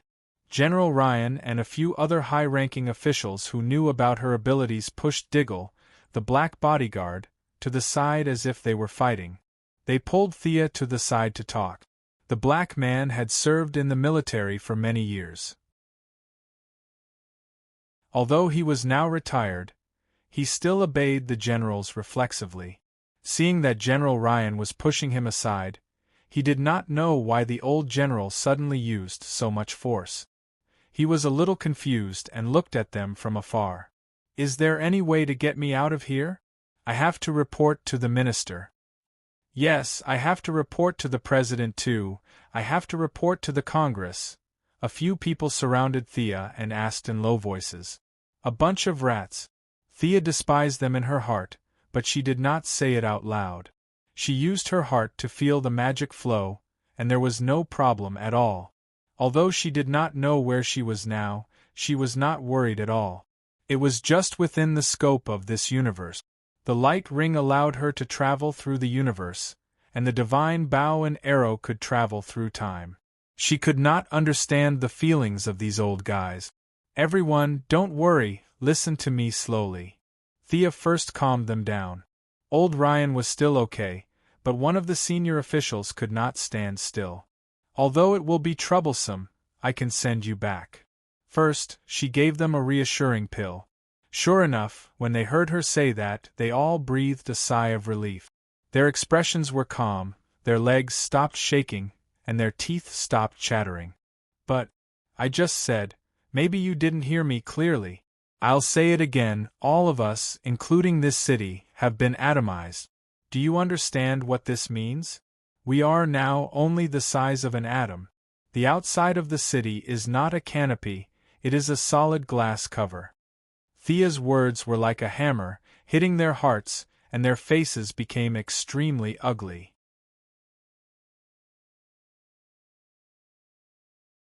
Chapter 390. Thea ignored them and continued, even if I send you back, you'll still be in your current state. This is the power of science, not myth or magic. You won't be able to report this to the president because you're too small. They can't see you. The phone is as tall as a mountain in your eyes. You're probably just a little bigger than a microorganism. Even an ant is countless times bigger than you. Do you still want to go back? Thea looked at them with a half-smile and said, Your families are all in the city, right? General Ryan's daughter, Senator Harry's mother and son, and Miss Emily's husband. These people can't all live like microorganisms, right? They fell silent. Thea didn't mention one thing, but they could all think of it. It was power. After all, the army couldn't obey a general who could only be observed under a microscope. The same went for the government officials. The voters couldn't go out and watch them give speeches with a high-powered lens. Then do you have a way to restore us to our original state? Someone asked Thea. First, I have to find a wavelength that can make us smaller. Then, I just have to set up an inverse matrix using the isotope principle. At this time, I can stimulate the atomic structure. In modern quantum mechanics, Alan Fest has a theorem. Okay, we get it. They quickly interrupted Thea's long speech. None of them cared about what the F*King quantum mechanics said. They just wanted to restore them to their original state. Unfortunately, their voices were a little loud. The rest of the people, including the bodyguards, also came over to listen to what they were saying. Thea was secretly pleased. Where did prestige come from? Wasn't it brought by turning the tide at a critical moment? This incident was very suitable. She could solve it with the theory of the Atom Man without revealing any superpowers. Everyone, listen to me. Today was not a formal meeting. Thea didn't wear her old-fashioned business suit. Instead, she wore a V-neck white shirt with a navy blue skirt and strappy heels.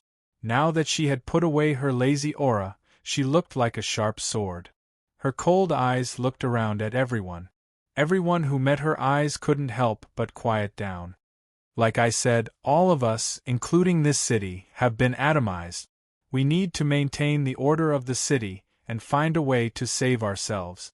An old man in the crowd stammered, "Will Superman come to save us?" Thea almost gave in to the old man. 10 minutes ago, he was still incessantly calling on Superman to abide by the Constitution. He wanted to develop a weapon to deal with him, but now he thought of Superman? He picked up his bowl to eat, then put it down to curse. This person's skin was really thick. Can Superman care about everything you do? When the house caught on fire, Superman went to save it. Because of Superman's existence, we no longer cared about where the source of the fire was because of Superman. You don't have to follow the traffic rules when crossing the road. Superman will come to save her. She definitely won't die because of Superman. Everyone, I didn't see Superman anywhere today. We can only rely on ourselves. Thea looked at the crowd coldly. There was sparse applause at the scene. This group of people had not completely abandoned their integrity. After all, they were all here to hold an anti-Superman rally. It would be too ironic if they counted on Superman to save them now. Even the conceited Luthor clapped twice reluctantly. Between being rescued by Superman and dying, he might have swallowed his anger and chosen to live. But now that it was not a matter of life and death, he agreed with Thea's words. It was just a pity that he did not say it himself. In fact, Thea was not lying to them. She really did not see Superman in the city.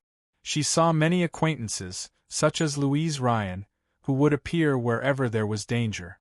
She also saw the wife of the black man beside her, the mature woman of the Heaven's Eye Society, Lila Michaels, and her own subordinate, Poison Ivy. But as for Superman, she really did not see him. Miss Quinn, do you really have a way to solve the current situation? Luthor asked in disbelief. Although it's not a sure thing, but this is my plan. In order to boost the confidence of this group of people, Thea explained the process and principle of her anti-atomization to this group of people. The group of politicians and generals looked as if they were listening to a book from heaven. Their expressions were like, but Luthor really understood.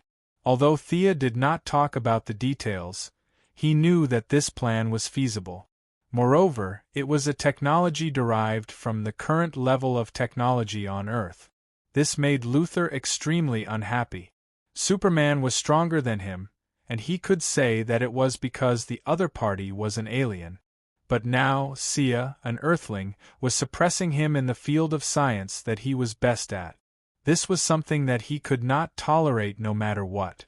He was too proud to lie through his teeth.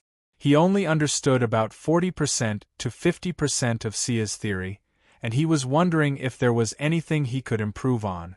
Luthor lowered his head and calculated, trying to find the flaws in her theory. He had to save some face. Thea was not going to let him go. She asked slyly, "Mr. Luthor, I heard that your scientific research ability is very strong. Do you think there's a problem with what I said?" Luthor put his fingers on his temples. If he was in a wheelchair, he could play the role of a younger version of Dr. X. But no matter how fast his intelligent brain worked, he could not find the flaws in Thea's theory.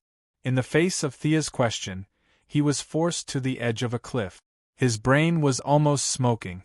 Combined with his own knowledge, he could only conclude that Thea was completely correct.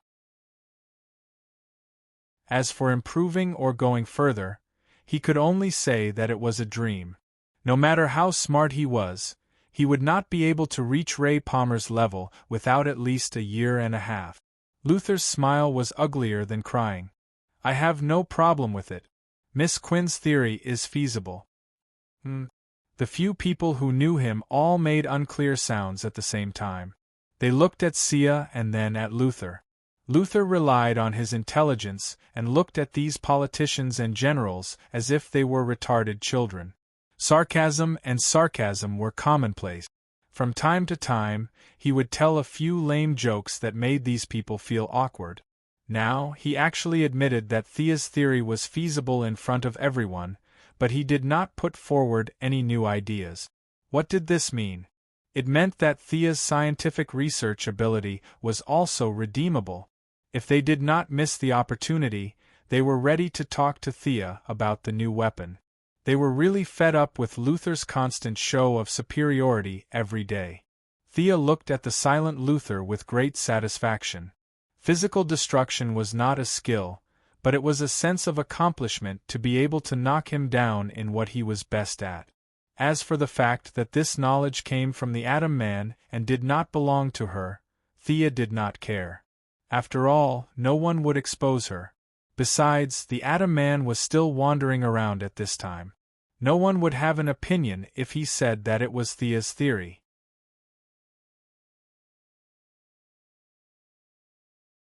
Chapter 391. The few of them had been delayed for a while, and the city was already showing signs of chaos.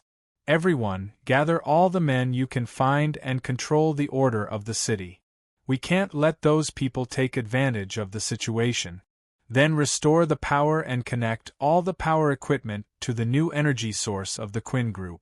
Use the traditional method to broadcast the TV broadcast signal to calm the citizens of the city. Gather the scientists in the city and design the anti-atomization device with me. Finally, if possible, we have to snatch this spaceship. Thea very domineeringly arranged the tasks on the spot. As for Luther, who always liked to be in the limelight, he was automatically assigned to the scientist camp. Her first few suggestions were still feasible, but when they heard that they had to counterattack the alien spaceship, they were stunned. We're on an alien spaceship? Can we beat the aliens? I'm not a soldier, I'm responsible for logistics. A group of people was noisy like a market. Even the bodyguards were a little flustered. For example, Thea's bodyguard, the black man-digger, had his eyes wide open and his mind in a mess. Thanks to Hollywood, when people talked about aliens in this era, there were dazzling special effects battles. The bodyguards really did not think that their small pistols could kill an alien, especially when there was a living alien like Superman in front of them. When they slowly quieted down, Thea explained, "Aliens are living around us, it's not strange, right?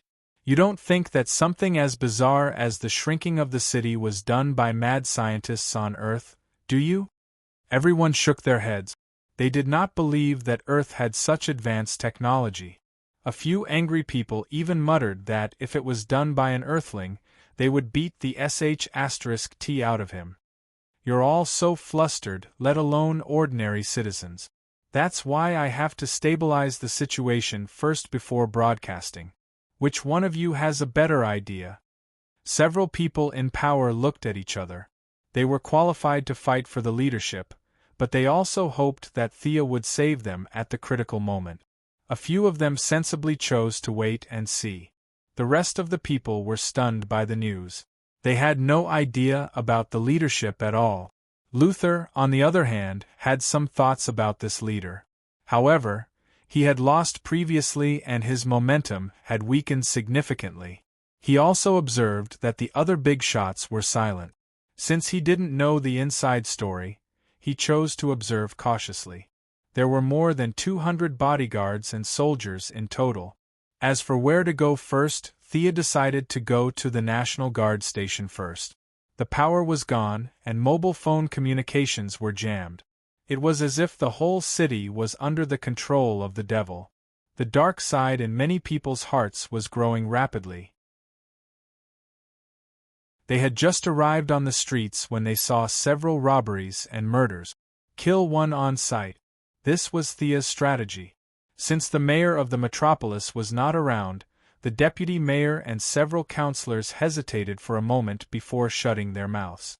Those who were able to serve as bodyguards for this group of people all had outstanding marksmanship.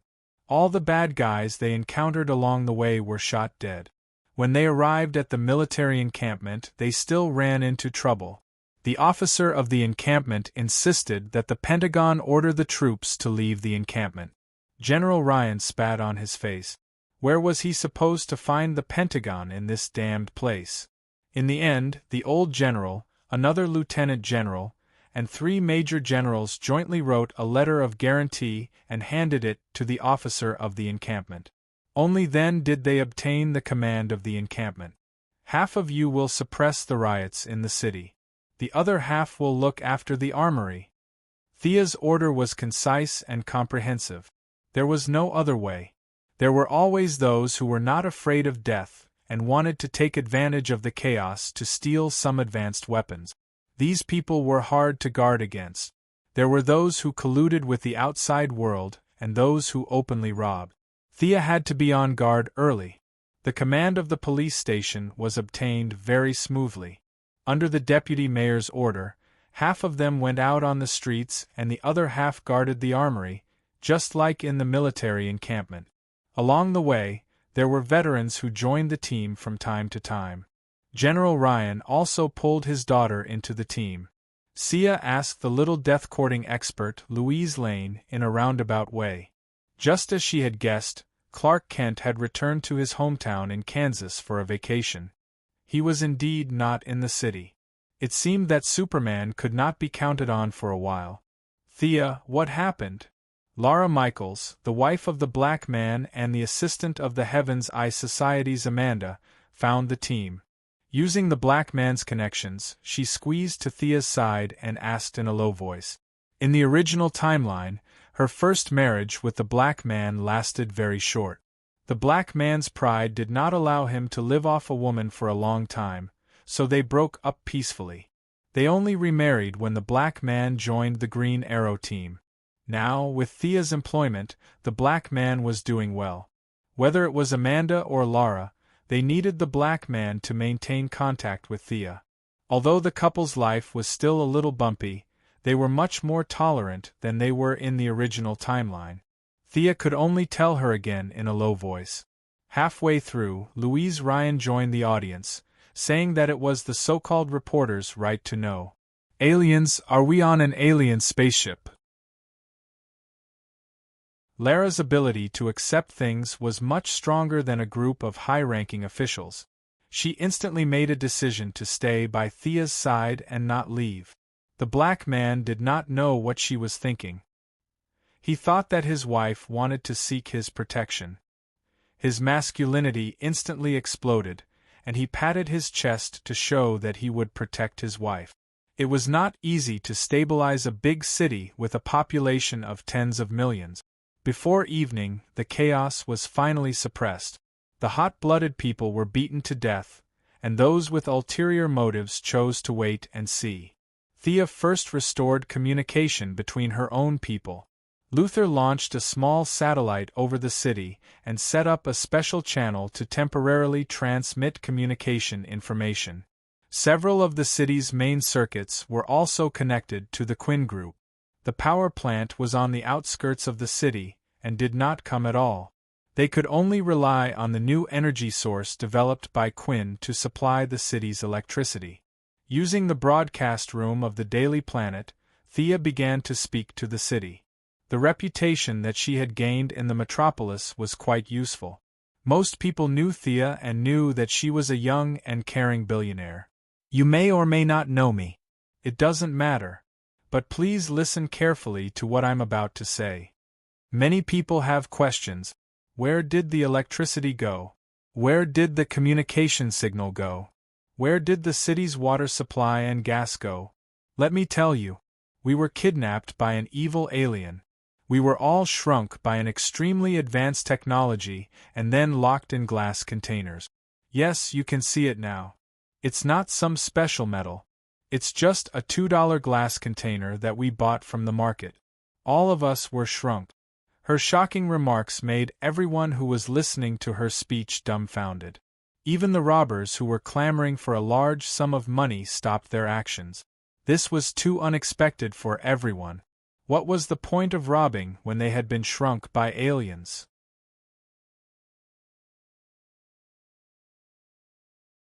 Chapter 392.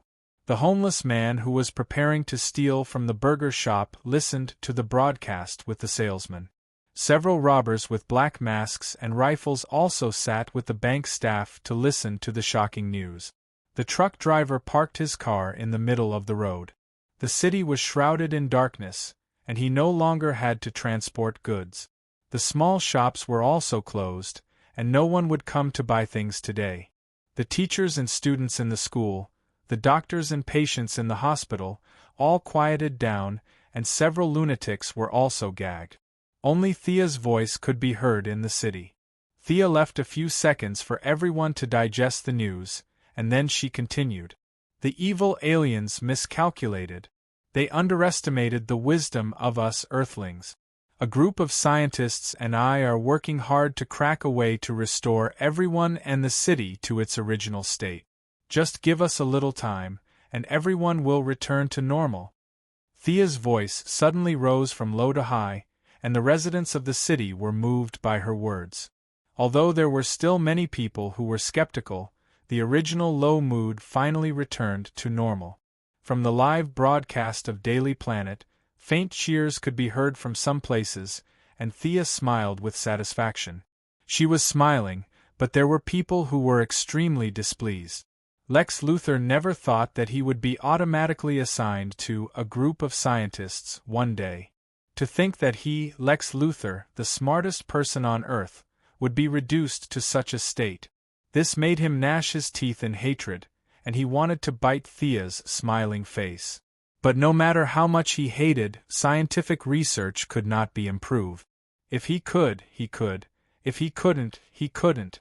He worked hard to use his brain to learn, and he was so anxious that he lost a lot of hair, but he was only at the beginning of the path of atomization. If he wanted to catch up with Thea, who was backed by Ray Palmer's research, the most optimistic estimate was that it would take him at least a year of research.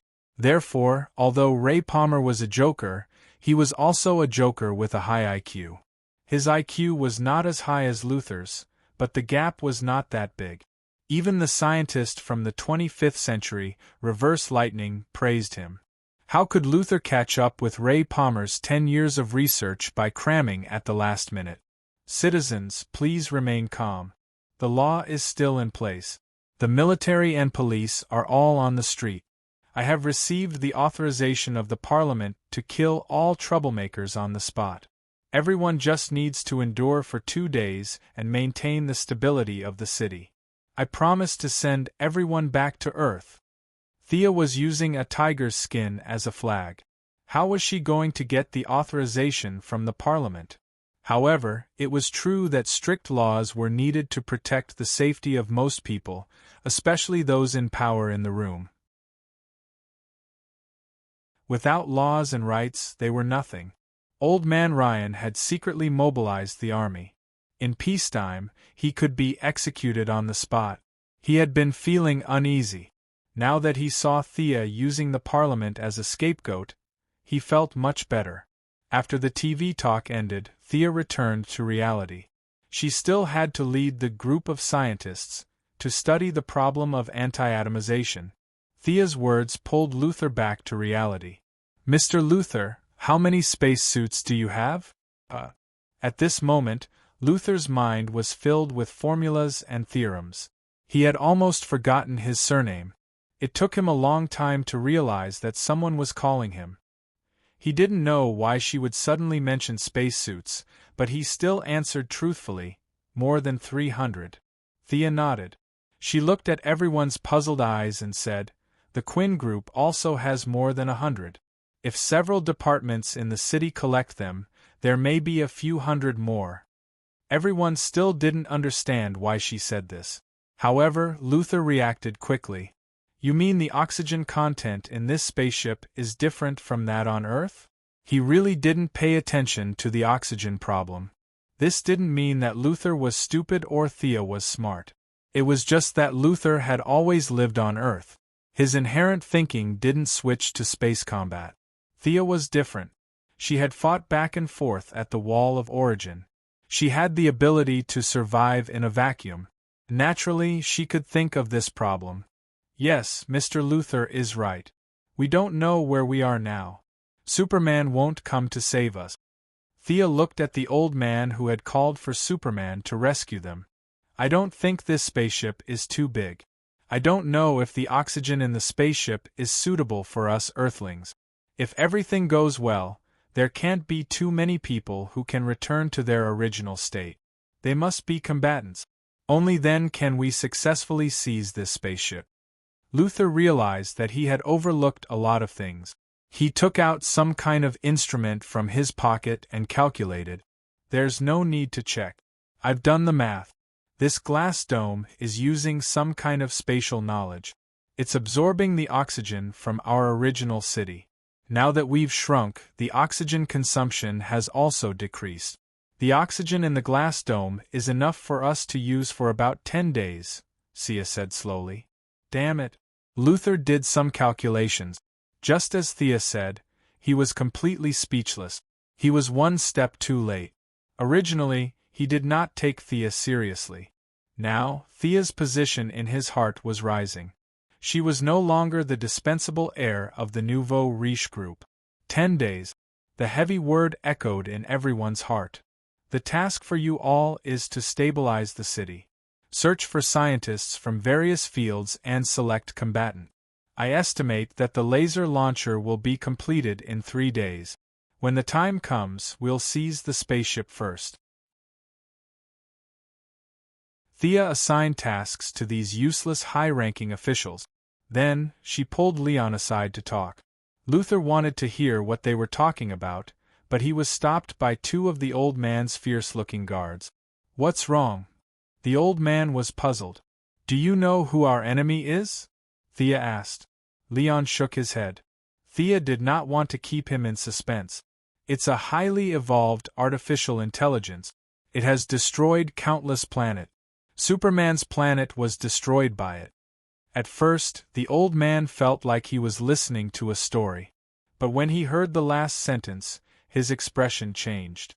He did not know about alien space warfare, but it was not difficult to guess the strength of the enemy, especially with Superman as the benchmark. The old man did not know about the yellow sun. Combined with the fact that Superman looked exactly the same as the people on Earth, he automatically imagined a planet with 6 billion people wearing blue tights and red cape. Then, these people were directly flattened by a guy whose shadow could not be seen clearly. Damn it! How powerful is the enemy this time? He did not believe it at first, but when he thought of how the enemy took away a city without anyone noticing, which was a method only heard of in fairy tales, the old man's legs trembled like noodles. He was so scared that he could not speak. Thea did not know what the old man was thinking. Otherwise, she would have snorted. 6 billion Superman? Are you dreaming?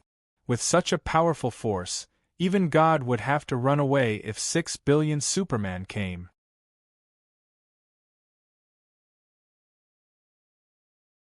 Chapter 393. If Brainiac, whose main body was still in the depths of the universe, knew that Superman's father-in-law had such a high opinion of it, he would be laughing his head off. Thea didn't know why the old man's face suddenly turned pale. After waiting for a few seconds and seeing that he didn't faint, she was relieved.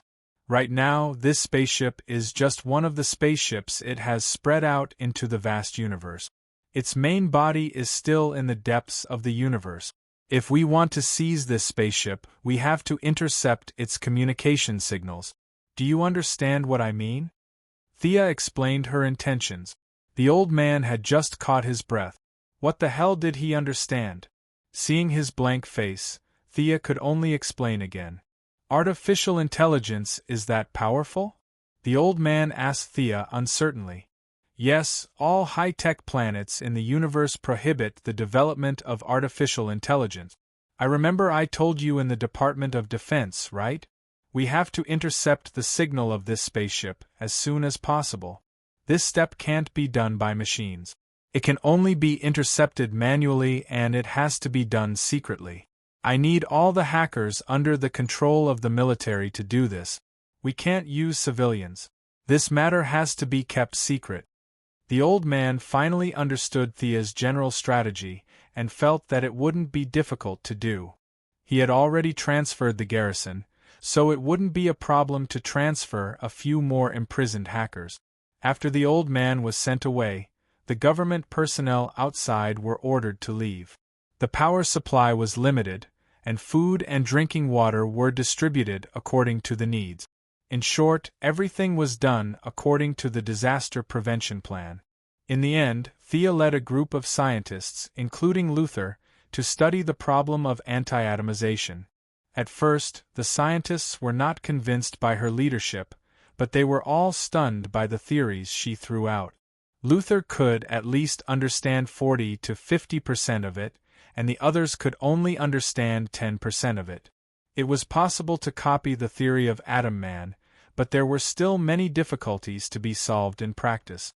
Atom Man's suit only atomized itself, so it was impossible to give everyone a suit. It had to be simplified based on the original foundation. Even after returning to Earth, how to restore Metropolis to its original state was a difficult problem for Sia. The few of them busied themselves for an entire night before finally deciding on a final plan. During this time, Luther had contributed quite a few ideas. This person was actually a very trustworthy person in times of crisis. At dawn, the blueprints were finally drawn. The group of scientists were all exhausted, and even Luther's big brain couldn't withstand the exhaustion of the whole night. He lay on the ground with his eyes staring blankly. These people's physiques are too weak, tsk. Although Thea had not rested for the entire night, her vitality was 1,000 times higher than these ordinary people. She could maintain this intensity of physical exhaustion for a year without rest. This was also the reason why she had been learning so much knowledge in the past few years and was able to achieve good results in every subject. Leaving the room of scientists to rest, she went out alone to find people to collect various materials. The one with glasses, collect 3 sets of everything on this list for me. The baldy in the corner, take 2 men with you and remove the launcher from the rooftop. Several high-ranking officials were resting, and no one dared to disobey her orders. Countless people were sent out by her to look for things. Fortunately, Metropolis was an international metropolis. No one would make things difficult for themselves in times of crisis. All kinds of requisitions and transfers were finally paid for by the government. Thea herself was not idle. She instructed the technicians to install the equipment, debug the circuit, and write the control system. In order not to arouse suspicion, she went to rest for half a day. The on-site work was handed over to Luther, who had recovered for a while. In this world, including Marvel Next Door, all people who relied on technological equipment, whether heroes or villains, as long as they did not want to expose their trump cards, would build equipment by themselves. They all had outstanding mechanical processing skills. Here, Lex Luthor, Bruce Wayne, Next Door, Tony Stark were all like this. These guys could be thrown into an indescribable country and become technical backbones. All kinds of mechanical processing skills were at the level of proficiency or above. Thea had a good night's sleep. When she woke up, more than half of the equipment had been installed. Have we penetrated the ground under our feet? Thea asked the bodyguard, Digger. The anti-atomization could not be carried out inside the glass container. They had to go out. However, they could not simply break through the glass container. The air outside was not suitable for human survival. The slightest opening could kill tens of millions of people. Thea's solution was to set up a giant sealed chamber in the center of the city. They would drill a hole from the inside, penetrating the ground of Metropolis and the table where Brainiac's collection was placed. This kind of work was the old job of Quinn's team. All the construction teams in the city were recruited. They were busy for a day and a night. The ground under our feet has been penetrated. The table is almost gone. The bodyguard smiled bitterly. Tens of thousands of people working in shifts to compete with a broken table for a day and a night. This was something he could not have imagined a day ago. Thea was still worried and went to take a look. From her perspective, it was shocking. It was as if a bottomless hole had been punched into the ground. However, those in the know knew that it was just a hole in the wooden table, and it was the thinnest kind. It took another day to drill the hole and assemble the anti-atomization device. That night, Thea gave another speech on TV. The general idea was that the device was ready. Those who wanted to fight the aliens could come to the Daily Planet building to sign up. At first, the citizens were excited when they heard that the device was ready.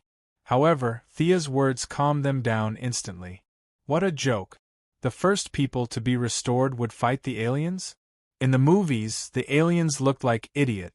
No one was stupid in reality. The aliens were definitely stronger than the people on Earth. After half a day, more than a dozen people came to sign up in the big cities. No one fought for the chance to be restored first. Everyone chose to let others fight the aliens. This was exactly what Thea wanted. The citizens were in a mess and did not listen to her orders. They would be dead meat if they went out. It was better for them to stay in the glass container. 300 people were selected from the military, the bodyguards of the politicians, and the agents of the Heaven's Eye Society. Thea led them as the first batch of people to go out. Thea hinted to Poison Ivy and the others to hide in the crowd. She did not bring them with her this time. Her Eye of Horus had already observed that there was only one tracked robot on the spaceship. If it was a fair fight, Death Knell could kill the robot. It could be said that there was no great danger outside. Her operation this time was mainly for show. General Lane found 12 hackers for her. They were all mixed in with the 300 people. Their task was to manually intercept any signals from the spaceship. Everyone, take care. The 300 people boarded 3 C-17s and flew to the ground from the hole. You're tuning in to the Phoenix Nights YouTube channel. Don't forget to subscribe and join us on this journey to catch the most captivating stories.